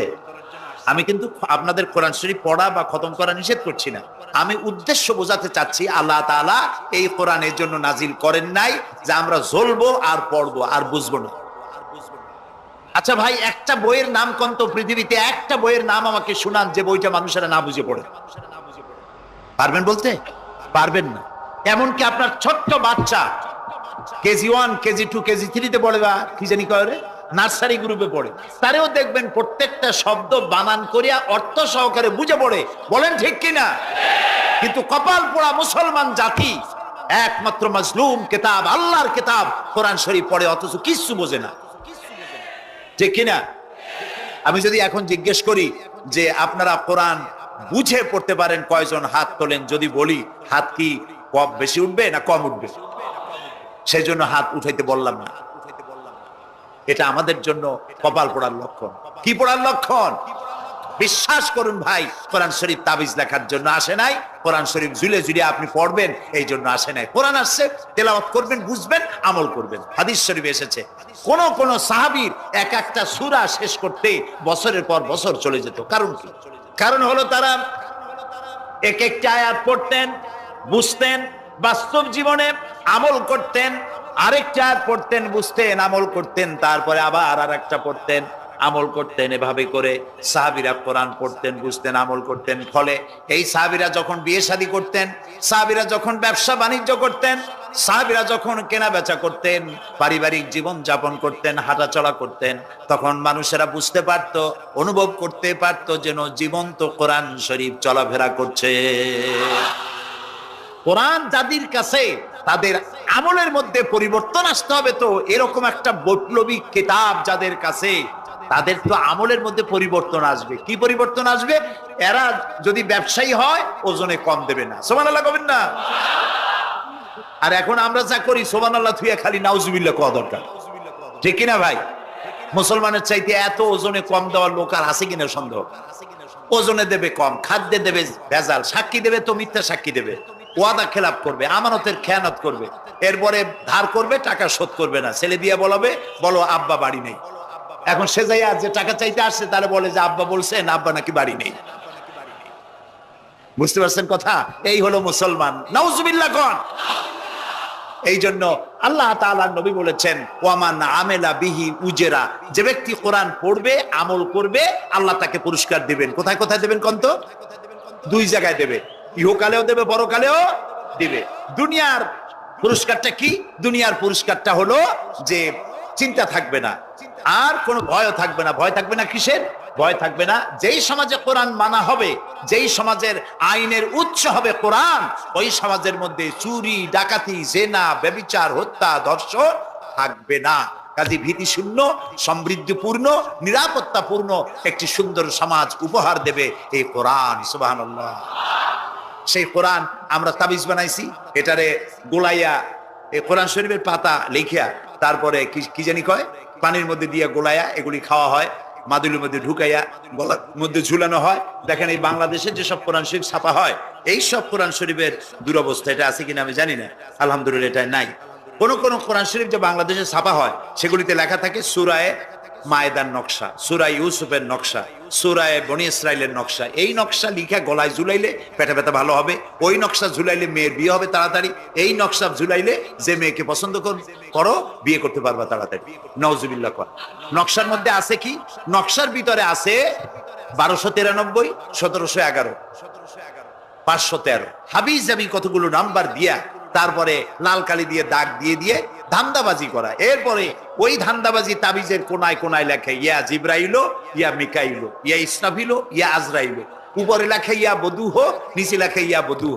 আমি একজন তাবিজ লেখককে জিজ্ঞেস করলাম, ভাই ইয়া আজরাইলু ইয়া মিকাইলু তো বুঝলাম, ইয়া বদুহ কি? কয়ে হুজুর আমি নিজেও বুঝি না বদুহ কি। এই হলো তাবিজ। এই তাবিজ লেখার জন্য আল্লাহ তাআলা কোরআন নাজিল করেন নাই। কথা কি বুঝে আসছে? তাবিজের জন্য আসে নাই, তদবিরের জন্য আসে নাই, শুধু পড়ব এজন্য আসে নাই। কোরআন এসেছে বোঝার জন্য, তেলাওয়াতের জন্য, বোঝার জন্য, কোরআন অনুযায়ী জীবন গড়ার জন্য। আল্লাহর নবী তাই বলেন, ওয়ামান আমিলা বিহি উজরা, কোরআন শরীফ যে পড়বে আর আমল করবে, দুনিয়ায় শান্তি দেওয়া হবে, আখিরাতেও পুরস্কৃত করা হবে। আখিরাতের পুরস্কারটা কি? নবীজি বলেছেন, মান কারাল কুরআনা ফাস্তাজহারাহু ফাহাল্লা হালালাহু ওয়া হাররামা হারামাহু আদখালাহুল্লাহুল জান্নাহ ওয়া শাফাআহু ফি আশরাতিন মিন আহলি বাইতিহি কুল্লুহুম কাদ ওয়াজাবাত লাহুন নার। সাদাকান নবী সাল্লাল্লাহু আলাইহি ওয়াসাল্লাম। নবী করিম সাল্লাল্লাহু আলাইহি ওয়াসাল্লাম বলেছেন, যে ব্যক্তি কোরআন পড়লো, বুঝলো, আর কোরআনের হালালকে হালাল জেনে চললো, হারাম থেকে বিরত থাকলো, আর কোরআনের আইনকে প্রতিষ্ঠিত করার আন্দোলনে শরীক হলো, সুবহানাল্লাহ গণ, এরকম লোককে আল্লাহ তাআলা কিয়ামতের দিন জান্নাত দান করবেন। সুবহানাল্লাহ। ওয়ামান আমিলা বিহি উজরা ওয়ামান হাকামা বিহি আদালা, এই কোরআন শরীফ দিয়ে যে বিচার করবে, আল্লাহ তাআলা বলছেন সেই করবে কেবলমাত্র জাস্টিস, জাস্টিস, ইনসাফ কায়েম করতে পারবে, যে কোরআন দিয়ে বিচার ফয়সালা করবে। আমাদের দেশে এই যে কোর্ট কাছারি আদালত আছে, এই কোর্ট কাছারি আদালতগুলি কোরআন দিয়ে যদি বিচার করতেন, সেটা ইনসাফ হতো। যেহেতু ইনসাফ, আল্লাহর চাইতে ইনসাফগার আর কেউ নাই। আছে কি বলেন? নাই। এখানে ধরুন একজন মানুষ যদি একজনের একটা ঠ্যাং ভাঙ্গে ফেলাই দিল, তাহলে বিচার কি হবে? ব্রিটিশ ল যেটা আছে, বাংলাদেশ পেনাল কোড যেটা আছে, এই পেনাল কোডে বলা হবে যে সলিমউদ্দিন ঠ্যাং ভাঙছে বসিরউদ্দিন, যে ভাঙছে তার জন্য শাস্তি এই হবে 6 মাসের জেল, 2000 টাকা জরিমানা করে দিল। এখন আপনি বলেন, বিচার মাপে কি দিয়া? ইনসাফের প্রতীক কি? ইনসাফের প্রতীক দাড়িপাল্লা। এই দাড়িপাল্লায় এখন আপনি ওজন দেন ইনসাফ। ঠ্যাং ভাঙছে কার? সলিমউদ্দিন, তার ভাঙ্গা ঠ্যাং এক পাশে কোন এক পাল্লা, আর বসিরউদ্দিন ভাঙছে ঠ্যাং, সেই কারণে তার 2000 টাকা জরিমানা আর 6 মাসের জেল আর এক পাল্লায় রাখেন। এবার দাড়ি ধরে টান দেন, সমান হবে? যদি 50,000 টাকা জরিমানা হয় আর 6 বছরের জেল হয়, তাও কি সমান হবে? হবে না। সমান হবে কি হলে?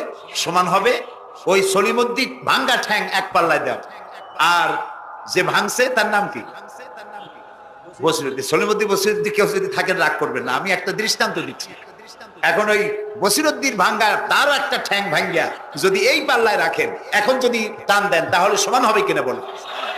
এটা হচ্ছে কোরআন। এই কোরআন বলছে পায়ের বদলে পা, হাতের বদলে হাত, নাকের বদলে নাক, চোখের বদলে চোখ, জানের বদলে জান।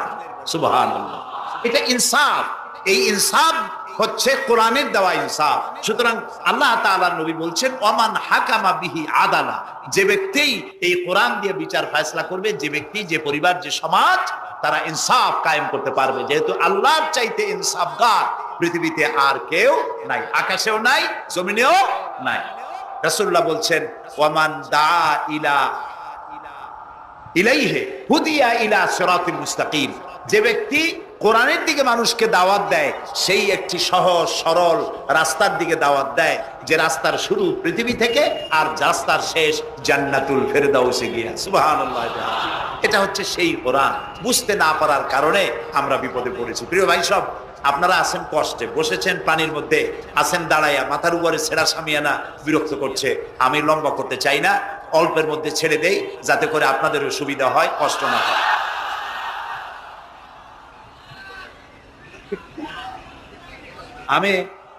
তবুও আমি খুব লম্বা করব না, অল্পতে আমরা যাতে বুঝতে পারি, এরকম একটু কথা আমি বলতে চাই, একটু বলি, এবং সেইটাই বলবো যেটা আপনারা শুনতে চান, সেইটাই বলবো যেটা শুরু করেছিলেন আমাদের রফিকুল ইসলাম খান ভাই, মহানগরীর সেক্রেটারি জনাব রফিকুল ইসলাম খান।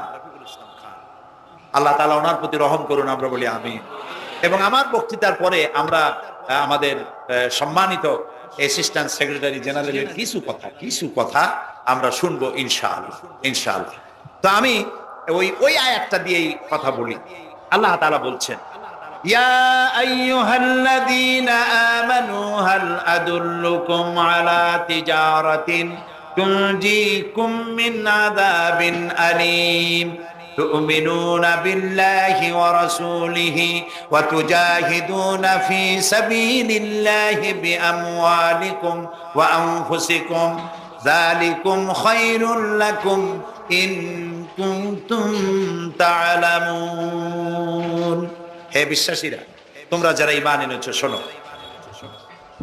হাল আদুল্লুকুম আলা তিজারাতিন আমি কি তোমাদেরকে এমন একটি ব্যবসার কথা বলবো না যে ব্যবসায় তোমাদেরকে জাহান্নামের কঠিন শাস্তি থেকে তোমাদেরকে রক্ষা করবে এমন একটি ব্যবসার কথা বলবো না তার মানে অবশ্যই এরকম একটা ব্যবসার কথা আমি তোমাদের বলবো যে ব্যবসা তোমাদেরকে জাহান্নামের কঠিন শাস্তি থেকে বাঁচায় দেবে সুবহানাল্লাহ বলি জাহান্নাম থেকে বাঁচাবার জন্য ব্যবসা শেখাচ্ছেন কে আল্লাহ এবার দেখেন ব্যবসা এটা করলে লাভও আছে নোকসানও আছে ঠিক না বলেন আছে কিনা লস এন্ড প্রফিট এর মধ্যে থাকবে কিন্তু আল্লাহ রাব্বুল আলামিন বলেন আমার সঙ্গে যে ব্যবসা করবে ওই ব্যবসাটা হচ্ছে তিজারাতান লান তাবুর আমার সাথে যে ব্যবসাটা করবা এই ব্যবসায় কোনো নোকসান নাই শুধু লাভ লাভ আর লাভ কে বলতেছেন এরকম একটা ব্যবসা করবেন আমি জানি আমরা লাভের ব্যাপারে খুব আছি লোকসানে আমরা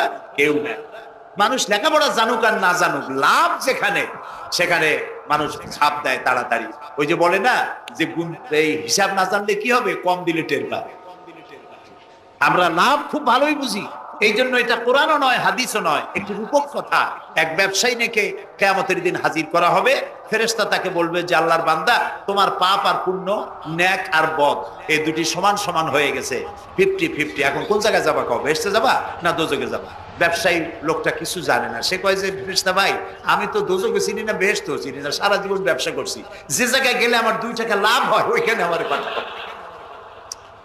মানুষ লাভ খুব ভালো বোঝে এবং লাভের দিকে মানুষ ঝোঁকে বেশি এই জন্য আল্লাহ তাআলা বলছেন হাল আদুল্লুকুম আলা তিজারাতিন তুনজিকুম মিন আযাবিন আলিম যেটা লাভ আর লাভ আমার সাথে ব্যবসা করো শুধু লাভ হবে তো এই ব্যবসার মধ্যে পুঁজি হলো 3টা ব্যবসার মধ্যে পুঁজি কয়টা 3টা আল্লাহ রাব্বুল আলামিন বলেন তুমিনুনা বিল্লাহি ওয়া রাসূলিহি ওয়া তুজাহিদুনা ফি সাবিলিল্লাহ 3টি পুঁজি একটি হলো আল্লাহর প্রতি ঈমান রাসূলের প্রতি ঈমান এবং আল্লাহর রাস্তায় জিহাদ করা মাল দিয়া জান এই কয়টা হলো 3টা চলুন এই 3টি কথার ব্যাখ্যা করে তারপরে মোনাজাত করব সংক্ষেপে যেন আমরা আল্লাহর সাথে ব্যবসাটা শুরু করতে পারি আজকে থেকেই আল্লাহ যেন তৌফিক দেন বলেন আমিন এক নম্বর হচ্ছে তুমিনুনা বিল্লাহ আল্লাহর প্রতি বিশ্বাস আল্লাহর প্রতি ঈমান বলেন আল্লাহর প্রতি ঈমান এখন আপনারা বলবেন যে এটা তো কোনো নতুন কথা হলো না আল্লাহর প্রতি ঈমান আনছি যদি ঈমানই না থাকতো তাহলে কি বৃষ্টির মধ্যে এই পানির মধ্যে আমরা কি বসে থাকতাম 100% সত্য কথা ঈমান না থাকলে কেউ আসতেন না আর এই পানির মধ্যে ঝড়ের মধ্যে বাঁশ ভাঙে মাথায় পড়তে পারে এই ঝুঁকি নিয়ে বসতেন ঠিক কি না ভাই আমরা সবাই ঈমানদার তবে আল্লাহর উপর ঈমান আনতে হলে 4টি শর্ত লাগে কয়টি শর্ত 4টি শর্ত ফুলফিল করলে আল্লাহর উপর ঈমান এনেছি বলে প্রমাণিত হবে নইলে আল্লাহ আছে একথা নূরা পাগলাও বলছে নূরা পাগলার বলা আর আপনার আমার বলা এটা তো এক হওয়ার কথা না ঠিক কিনা বলে তা আল্লাহর উপর ঈমান আনতে হলে শর্ত কয়টা 4টা এক নম্বরের শর্ত হলো আল্লাহর জাত সম্পর্কে স্বীকার করে নেওয়া আল্লাহর অস্তিত্ব আল্লাহ আছেন এটা মেনে নেওয়া তো আল্লাহ আছেন এ ব্যাপারে আমাদের কোনো দ্বিমত নেই ঠিক না এবং কোরআনে কারীমের ছোট্ট একটি সূরায় আল্লাহ তাআলা তার নিজের জাত দুনিয়া এই আকাশে এবং জমিনে তার সমকক্ষ কেউ নাই তিনি এক তিনি একক তিনি ছিলেন তিনি আছেন এবং তিনি থাকবেন লাইসা কামিসলিহি শাইউন তার মতো কেউ নাই তবে প্রশ্ন ওঠে আল্লাহ আছেন কোথায় এরকম একটা প্রশ্ন করা যেতে পারে আল্লাহ কোথায় আছেন বলতে পারবেন কোথায় আছে এটি নিয়ে বিভ্রান্তি আছে মানুষের মধ্যে কেউ বলেন আল্লাহ সদা সর্বত্র বিরাজিত সব জায়গায় তিনি আছেন এই কথাটি সত্য নয় আল্লাহর যদি সব জায়গায় থাকা লাগে তাহলে পৃথিবীর মধ্যে ভালো জায়গাও আছে খারাপ জায়গাও আছে আছে না খারাপ জায়গা আমি সেসব জায়গার নাম নিলাম না আপনারা বুঝে নেন তাহলে আল্লাহ সব জায়গায় থাকলে এই কথা যদি সত্য হয় তাহলে এটি অত্যন্ত বেয়াদবিমূলক কথা এ কথা ঠিক না আল্লাহ আছেন কোথায়? আল্লাহ নিজেই বলছেন তিনি কোথায় আছেন। কোরআনে কারীমে রব্বুল আলামিন তিনি কোথায় আছেন একথা তিনি নিজেই বলে দিয়েছেন। আর রহমানু আলাল আরশিস তাওয়া, আল্লাহ তাআলা আরশের উপরে আছেন, সুবহানাল্লাহি ওয়া বিহামদিহি। এবং প্রত্যেক রাত্রে তিনি শেষ রাত্রে প্রথম আকাশে আসেন, নবী করিম সাল্লাল্লাহু আলাইহি সাল্লাম বলেছেন। প্রিয় ভাই সব, তো আল্লাহ তাআলা সদা সর্বত্র বিরাজমান যে কথাটা বলা হয় এটা আক্ষরিক অর্থে ওরকম না, এটা ব্যাখ্যা সাপেক্ষে কথা। আল্লাহ সদা সর্বত্র সব জায়গা সম্পর্কে ওয়াকিফাল, তিনি সব জানেন, সব দেখেন। কিছু বলতে চাইলে আল্লাহরে বলো, ওয়াইজা সালতা ফাসআলিল ওয়াইজা ইসতাআনতা ফাসতাইন বিল্লাহ, সাহায্য যদি চাও আল্লাহর কাছে সাহায্য চাও। আমরা সূরা ফাতিহার ভিতরে প্রত্যেক নামাজের প্রতি রাকাতেই বলি ইয়্যাকা না'বুদু ওয়া ইয়্যাকা নাস্তাঈন, আল্লাহ তাআলা একমাত্র তোমার ইবাদত করি আর একমাত্র তোমারই কাছে সাহায্য কামনা করি। হযরত ইব্রাহিম আলাইহিস সালাম আমাদের জাতির পিতা। একটু আগে আমরা বলছি না সবাই, ইব্রাহিম আলাইহিস সালামকে আগুনে, এটারে এদিক ফিরে দিল, ইব্রাহিম আলাইহিস সালামকে আগুনে যখন ফেলে দেওয়া হচ্ছিল তখন হযরত জিবরাইল এসে বলছিলেন আমার কাছে সাহায্য চাও ইব্রাহিম, আমি তোমারে আগুন দিয়ে বাঁচায় দেব। এই যে ইব্রাহিম আলাইহিস সালামের কাছে তাকে সাহায্য দেওয়ার জন্য বলা হলো, এটা কি ঘোরাঘুরি করে? এই মাইকের হর্ন ঘুরান কেন? যেমন ছিল ওইদিকে দিয়ে দেন, আমারে শোনায় তো লাভ নাই। প্রিয় ভাই সব, ইব্রাহিম আলাইহিস সালামকে জিবরাইল বললেন আমার কাছে সাহায্য চাও। ইব্রাহিম আলাইহিস সালাম সাহায্য চাইছিলেন? বলেন চাইছিলেন?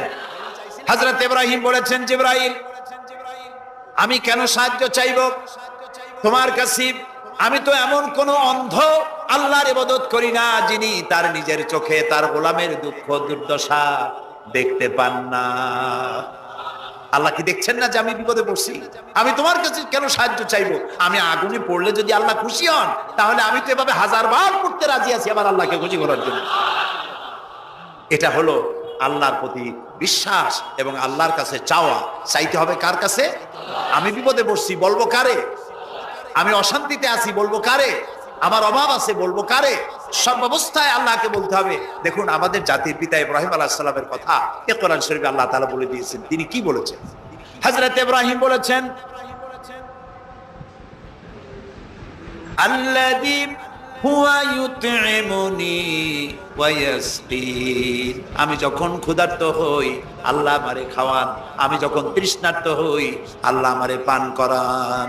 ওয়াইদা মারিদতু ফাহুয়া ইয়াশফিন, আমি যখন অসুস্থ হই আল্লাহ আমারে রোগ মুক্ত করেন। সুবহানাল্লাহ।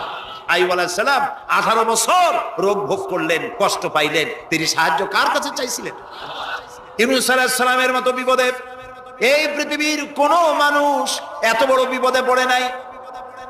মাছে তারে গিলে ফেলল, পানির অতল তলদেশে মাছ চলে গেল, মাছের পেটে দরজা নাই, জানালা নাই, ভেন্টিলেটর নাই, মাথা গলাইয়া কোন রকম বাইর হবে এমন কোন পথ নাই, বাঁচার কোনো উপায় নাই।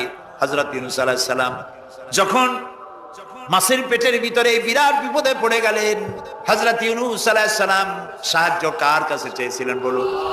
তিনি বললেন, আল্লাহ তাআলা তার ঘটনা কোরআন শরীফের মধ্যে এভাবে বর্ণনা করেছেন, ওয়াযান্নুন ইয যাহাবা মুগাদিবান ফাযান্না আন লান নাকদিরা আলাইহি ফানাদা ফিয যুলুমাতি আন লা ইলাহা ইল্লা আনতা সুবহানাকা ইন্নী কুনতু মিনাজ জালিমিন।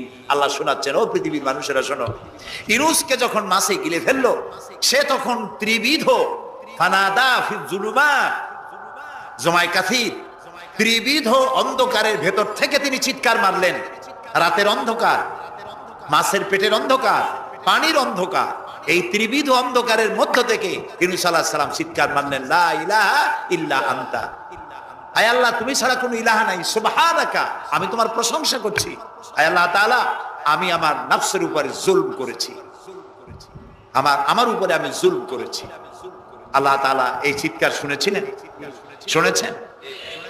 হযরত ইউনূস আলাইহিস সালাম মাছের পেটের ভিতরে বসে যেই চিৎকার মেরেছিলেন কেউ শুনতে পায় নাই।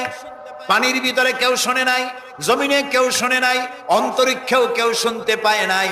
আল্লাহ রাব্বুল আলামিন বলেন, আমি আরশের মালিক ইউনূসের চিৎকার আমি শুনেছি। শুধু শুনি নাই, জবাবও দিয়ে দিয়েছি।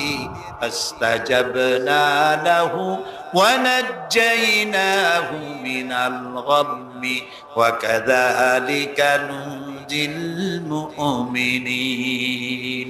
আমি ইউনূসের ডাকের সাড়া দিয়া দিলাম, বিপদ থেকে বাঁচাই দিলাম। মাছের পেটের ভিতরে যন্ত্রণা শুরু হয়ে গেল। মাছ দেখলো বমি না করলে আর বাঁচবো না, এমন অবস্থা মাছের হয়ে গেল। মাছ পেটের ব্যথার জ্বালায় বেশি উঠলো, কেনারায় চলে গেল। ইউনূস আলাইহিস সালামকে বমি করে ফেলে দিল। মাছও বাঁচলো, ইউনূস আলাইহিস সালামও বাঁচলেন। আল্লাহ তাআলা বলেন, শুধু ইউনূস রে নয়, ওয়া কাযালিকা নুজিল মুমিনিন। আমার মুমিন বান্দারা যদি বিপদে পড়ে, এরকম বিপদে যদি পড়ে যায় আর আমারে যদি ডাকে, আমি আল্লাহ রাব্বুল আলামিন এই বিপদ থেকে, যত বড় বিপদ হোক, আমি আল্লাহ বাঁচায় দেব। তা আল্লাহ বিপদ থেকে বাঁচাবেন, আর আমি মুসলমান বিপদে পড়েছি, মাজারে গিয়া চাইলাম। নাউযুবিল্লাহ। বিশ্বাস করুন ভাই, বিশ্বাস করুন, কবরের ভিতরে যিনি শুয়ে আছেন, যত বড় পীর হোক, যত বড় খাজা বাবা হোক, আপনাকে সাহায্য তিনি করতে পারবেন না, পারবেন না, পারবেন না। একটু কমন সেন্সের কাছে অ্যাপিল করি, সাধারণ বিবেকের কাছে আপনাদের, যারা এই যে দেখুন হযরত শাহজালাল রাহমাতুল্লাহ আলাইহি সিলেটে শুয়ে আছেন। বলুন তো তার মাতৃভাষা কি? আরবি।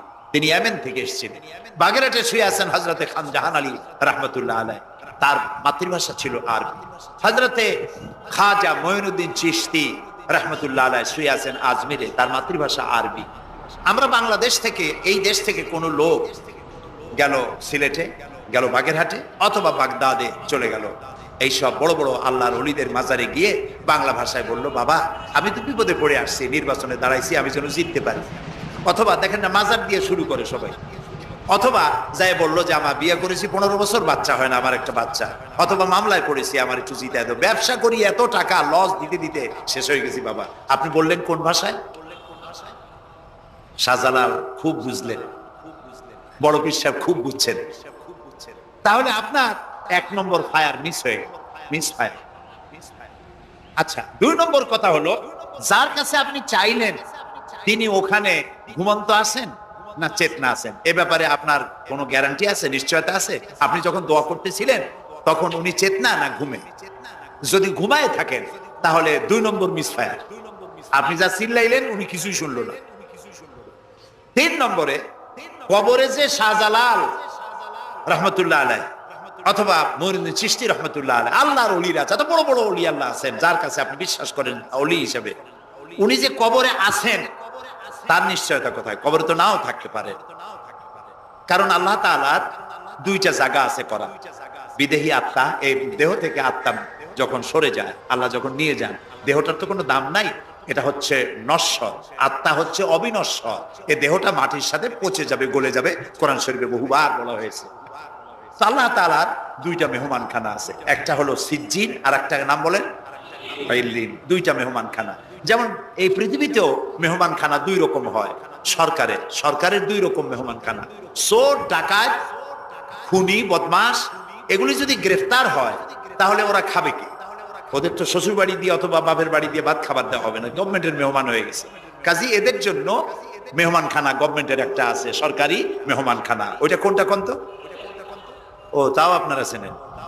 আরেকটা মেহমানখানা হচ্ছে ভিআইপিদের জন্য, যারা ভেরি ইম্পর্টেন্ট পার্সন অথবা ভেরি ভেরি ইম্পর্টেন্ট পার্সন, যারা তাদের জন্য, অর্থাৎ প্রেসিডেন্ট, প্রধানমন্ত্রী, মন্ত্রী, এমপি, সচিব, ওনারা যখন বাংলাদেশের কোনো জায়গায় বেড়াতে যান তখন সরকারি মেহমানখানা ওনাদের জন্য থাকে। ওইটার নাম কি?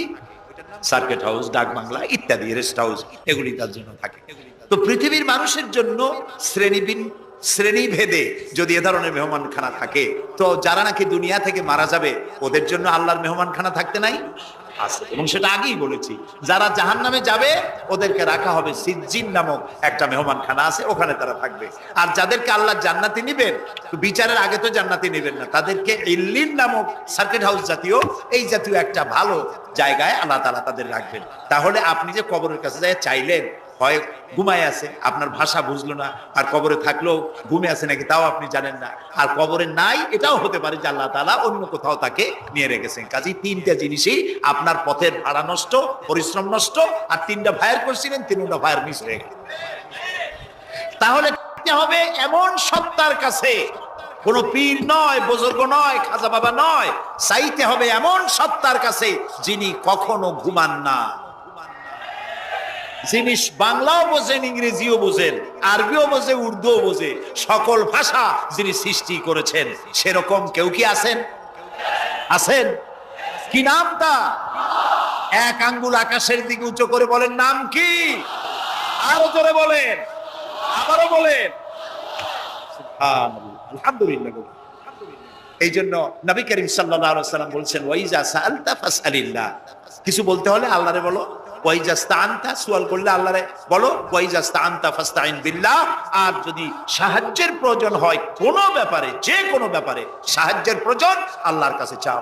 আমাদের অবস্থা হলো এই যে ইমাম তো দুর্বল, বিপদে পড়লেই দৌড় দেয় মাজারের দিকে। মুসলমানের সম্পর্ক মাজারের সাথে হবে না, সম্পর্ক হবে মসজিদের সাথে। আল্লাহর নবী যখনই বিপদে পড়তেন, মুসিবতে পড়ে যেতেন, সঙ্গে সঙ্গে উজু করে মসজিদে নববীর ভিতরে প্রবেশ করতেন, 2 রাকাত কাজায়ে হাজাতের নামাজ পড়তেন, আল্লাহর দরবারে হাত তুলতেন, চোখের পানি ছেড়ে দিতেন, আল্লাহ রাব্বুল আলামিনের দরবারে মোনাজাত কবুল হয়ে যেত। নবীজি আমাদেরকে উপদেশ দিয়েছেন, বিপদে যদি পড়ো, মুসিবতে যদি পড়ে যাও, উজু করো, মসজিদের ভিতরে ঢুকে যাও, কাজায়ে হাজাতের নামাজ পড়ো, আর সেজদায় পড়ে চোখের পানি দিয়া, গাল ভিজানো নয়, চোখের পানি দিয়া যায় নামাজ ভিজিয়ে দাও, আর আল্লাহর কাছে প্রার্থনা করো, কাঁদতে থাকো। রব্বুল আলামিন, আল্লাহর নবী বলেছেন, বান্দা যদি গুনাহ মাফির জন্য গুনাহ করেছে, লজ্জায় অনুতপ্ত হয়ে অনুশোচনা করে বান্দা যখন কাঁদতে থাকে, চোখের পানি নাকের অর্ধেক আসতে না আসতে আল্লাহ রব্বুল আলামিন বান্দারে মাফ করে দেন।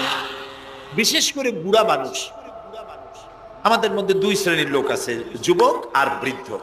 মাহফিলগুলিতে আল্লাহর মেহেরবানি যুবকেরা অনেক বেশি আসে, আলহামদুলিল্লাহ বলে। এরকম আসতে করলেন কেন? আপনি তাকায় দেখেন, ডানে বায় তাকান, ডানে বায় তাকান, দাড়ি পাকা কয়জন আছে দেখেন।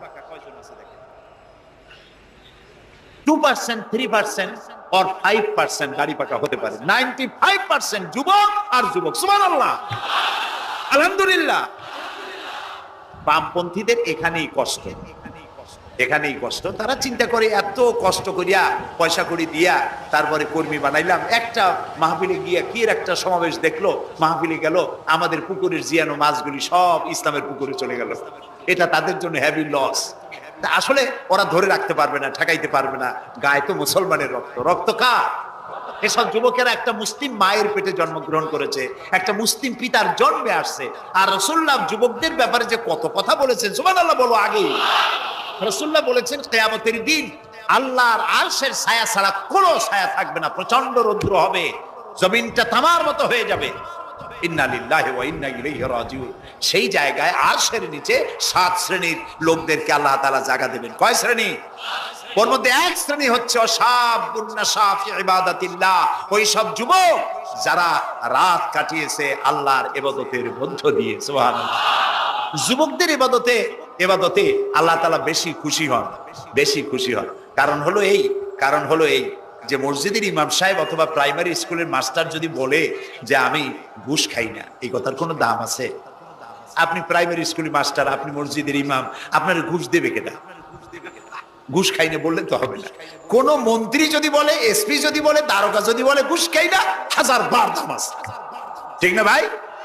এখন একজন বুড়া যদি বলে যে প্রত্যেক রাত্রে আমি তাহাজ্জুদ করি, আপনি তো পড়বেনই, কারণ আপনার তো ঘুম আসে না। কাশিতে এমন পাওয়া পাইছে, চোরবানির কাছে আসতে পারে রাতের বেলায়, খালি কাশ জম্মের কাছে। আর যুবকের তো তামাম দুনিয়ার ঘুম আইসে টাইসে ধরে। সেই যুবক সে যদি এই ঘুমকে দুহাতে ঠেলে দিয়ে যদি মধ্যরাতের পরে, রাতের 2/3 পরে যদি নামাজে দাঁড়ায় যায়, আল্লাহ রাব্বুল আলামিন খুশি হয়ে যান। সুবহানাল্লাহ বলো। এই যুবকদের সম্পর্কে রাসূলুল্লাহ কি সুন্দর কথা বলেছেন। রাসূলুল্লাহ বলেছেন, উসিকুম বিশ-শাবাবে খায়রা فإنهم عرقت أفئدة لقد بعثني الله بالحنفية سمحا فخالفني الشيوخ وحالفني الشباب صدق النبي صلى الله عليه وسلم। নবী করিম সাল্লাল্লাহু আলাইহি ওয়াসাল্লাম বলেছেন, আমি তোমাদেরকে উপদেশ দিচ্ছি তোমরা যুবকদের ব্যাপারে কল্যাণকামী হবে। সুবহানাল্লাহ বলেন। কারণ যুবকদের দিল নরম, আর আল্লাহ তাআলা আমাকে এই পৃথিবীতে উদারতা সহকারে দিন প্রতিষ্ঠার কাজে আমাকে পাঠিয়েছেন। আর এই পৃথিবীতে আমার আল্লাহর দেওয়া ইসলাম প্রতিষ্ঠা করার কাজে আমার বিরোধিতা করেছে বুড়োরা আর সহযোগিতা করেছে যুবকেরা। দেখেন না রাসূলুল্লাহর সাথে বিরোধিতা কারা করলো? তাদের বয়স কত? আবু জাহেল, আবু লাহাব, উতবা, সাইবা, মুগিরা, ওলীদ, আবু সুফিয়ান, কুষ্টি সুদ্ধা সকলের বয়স ছিল 40-এর ওপরে। আর যারা ঈমান আনলো সর্বপ্রথম তাদের বয়সগুলি রাসূলুল্লাহকে যারা সাহায্য করলেন, হযরতে জুবাইর ইবনুল আওয়াম, আব্দুর রহমান বিন আউফ ইসলাম কবুল করলেন, বয়স তখন 17 বছর। হযরতে আবু বকর ইসলাম কবুল করলেন, বয়স তখন 37 বছর। হযরত ওমর রাদিয়াল্লাহু তাআলা ইসলাম কবুল করলেন, বয়স তখন 26 বছর। হযরত আলী যখন ইসলাম কবুল করেছেন, বয়স তখন মাত্র 8.5 বছর।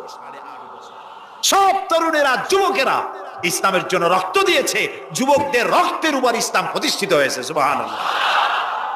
সেই জন্য এই যৌবনকালে ইবাদতের মূল্য সর্বাধিক। আর বুড়োরাও যখন আল্লাহর দরবারে হাত তোলে, যারা বুড়ো আছেন, আমার বয়সে যারা এসে গেছেন বা আমার থেকে যাদের বয়স বেশি, আপনারা অসন্তুষ্ট হচ্ছেন না তো যে যুবকদের এত কইলাম আর আমরা কিছু পাইলাম না, এরকম বলবেন নাকি? এক বুড়ি এসে রাসূলুল্লাহকে বলছিলেন যে রাসূল আমার জন্য দোয়া করেন, আমি যেন জান্নাতে যাইতে পারি। রাসূলুল্লাহ বলছেন বুড়ি তো জান্নাতে যাবে না, বুড়ি জান্নাতে যাবে না, বুড়ি তো কান্দে শেষ। রাসূলুল্লাহ বলতেছেন জান্নাতে যাবে না, রাসূলুল্লাহ বলছেন বুড়ি কান্দো না, তুমি যখন জান্নাতে যাবা একেবারে যুবতী হয়ে যাবে, তখন তুমি বুড়ি থাকবে না। সুবহানাল্লাহ। সুতরাং বুড়ো মানুষের মন খারাপ করার কারণ নাই, ওই যৌবন কালটা আমরা সবাই পার করে এসেছি। সুবহানাল্লাহ। সেটা যদি ভালো কাজে করে থাকি আল্লাহর কাছে পুরস্কার পাবো, আর যদি অন্যায় করে থাকি সেজন্য আল্লাহর কাছে বিনীতভাবে ক্ষমা চাই। আল্লাহ আমাদের মাফ করুন, বলি আমিন, সবাই বলি আমিন। যুবক ভাইয়েরা আর বৃদ্ধদেরকে এখন আরেকটি কথা বলতে চাই, সেটা হলো বুড়োরা যদি আল্লাহর কাছে যখন হাত তোলে, আল্লাহ তাআলা বলেছেন হে রাসূল ইসলামের মধ্যে থেকে যে চুল দাড়ি পাকাইছে, ইসলামের মধ্যে থেকে দাড়ি চুল পাকায় ফেলেছে, এই অবস্থায় আমার কাছে যদি হাত তোলে আর কাঁদতে থাকে, এই বুড়োটারে আমি খালি হাতে ফেরত দিতে আমার শরম করে। আমি কেমনে বুড়োটারে খালি হাতে ফিরাই? একবার হযরত ওমর রাদিয়াল্লাহু তাআলা আনহু নবী করিম সাল্লাল্লাহু আলাইহি ওয়াসাল্লামের ঘরে প্রবেশ করে দেখছেন তিনি কাঁদছেন। হযরত ওমর জিজ্ঞেস করলেন ইয়া রাসূলুল্লাহ আপনি কাঁদছেন কেন? তিনি বললেন এইমাত্র জিবরিল এসেছিল, জিবরিল এসে আমারে বলে গেল যে আপনার উম্মতের মধ্যে যেই সব লোক ইসলামের মধ্যে থেকে দাড়ি চুল পাকিয়েছে, কিয়ামতের দিন আল্লাহ তাআলা ওই সব বুড়া বুড়িদেরকে শাস্তি দিতে লজ্জাবোধ করবেন। হযরত ওমর বলেন ইয়া রাসূলুল্লাহ এ তো আপনার উম্মতের জন্য শুভ সংবাদ, আপনি কাঁদেন কেন? আল্লাহর নবী বলেন হে ওমর আমার কান্নার কারণ ভিন্ন, আমার কান্নার কারণ হচ্ছে আমার লজ্জা করে, আমার লজ্জার অনুভূতিতে আঘাত লাগে এই ব্যাপারে যখন আমি চিন্তা করি যে আল্লাহ রাব্বুল আলামিন যেই বুড়াদেরকে কিয়ামতের দিন শাস্তি দিতে লজ্জা বোধ করবেন, সেই বৃদ্ধ মানুষগুলো আল্লাহর সাথে নাফরমানি করতে লজ্জা বোধ করে না। এই জন্য এই দুঃখে এই লজ্জায় আমি কাঁদি। বয়সের একটা সীমা থাকা উচিত যে আপনি কোন পর্যন্ত পাপ করবেন। বুড়া হয়ে গেছে তারপরও মদ খায়, তারপরে জেনা, ব্যভিচার, শয়তানি, বদমাশি, দাঁড়িয়ে এগুলি কি? দাড়ি চুল পাকা এগুলি কি? এগুলি আগে পাকতো না কারো। পৃথিবীতে সর্বপ্রথম দাড়ি আর চুল পেকেছে হযরত ইব্রাহিম আলাইহিস সালামের, এর আগে কারো দাড়ি চুল পাকে নাই। ইব্রাহিম আলাইহিস সালাম প্রশ্ন করলেন আল্লাহর কাছে যে আল্লাহ তাআলা এটা কি হলো আমার? আল্লাহ তাআলা বললেন এটা হচ্ছে ওয়াকার, এটা মর্যাদা, তোমার সম্মানকে বাড়িয়ে দেওয়া হলো। দাড়ি চুল পাকলে সম্মান বাড়ে। এই দাড়ি চুল পাকলো এগুলি সিগন্যাল, সংকেত। দাড়ি পাকছে সংকেত দেওয়া হলো তুমি কিন্তু বয়সের প্রান্তে এসেছো। চোখে কম দেখো আর একটা সিগন্যাল, মৌতের আর একটা সিগন্যাল, খাইয়া হজম করতে পারো না আর একটা সিগন্যাল, তুমি ঘুমাইতে পারো না, রাতের বেলা ঘুম আসে না আর একটা সিগন্যাল, দাঁড়াতে পারো না, কোমর ব্যথা করে আর একটা সিগন্যাল। একটার পর একটা সিগন্যাল আসতেছে, 1 নম্বর 2 নম্বর, ডেঞ্জার সিগন্যাল নাম্বার 10। তারপরে হুঁশ হয় না মানুষের। নাউযুবিল্লাহি মিন যালিক।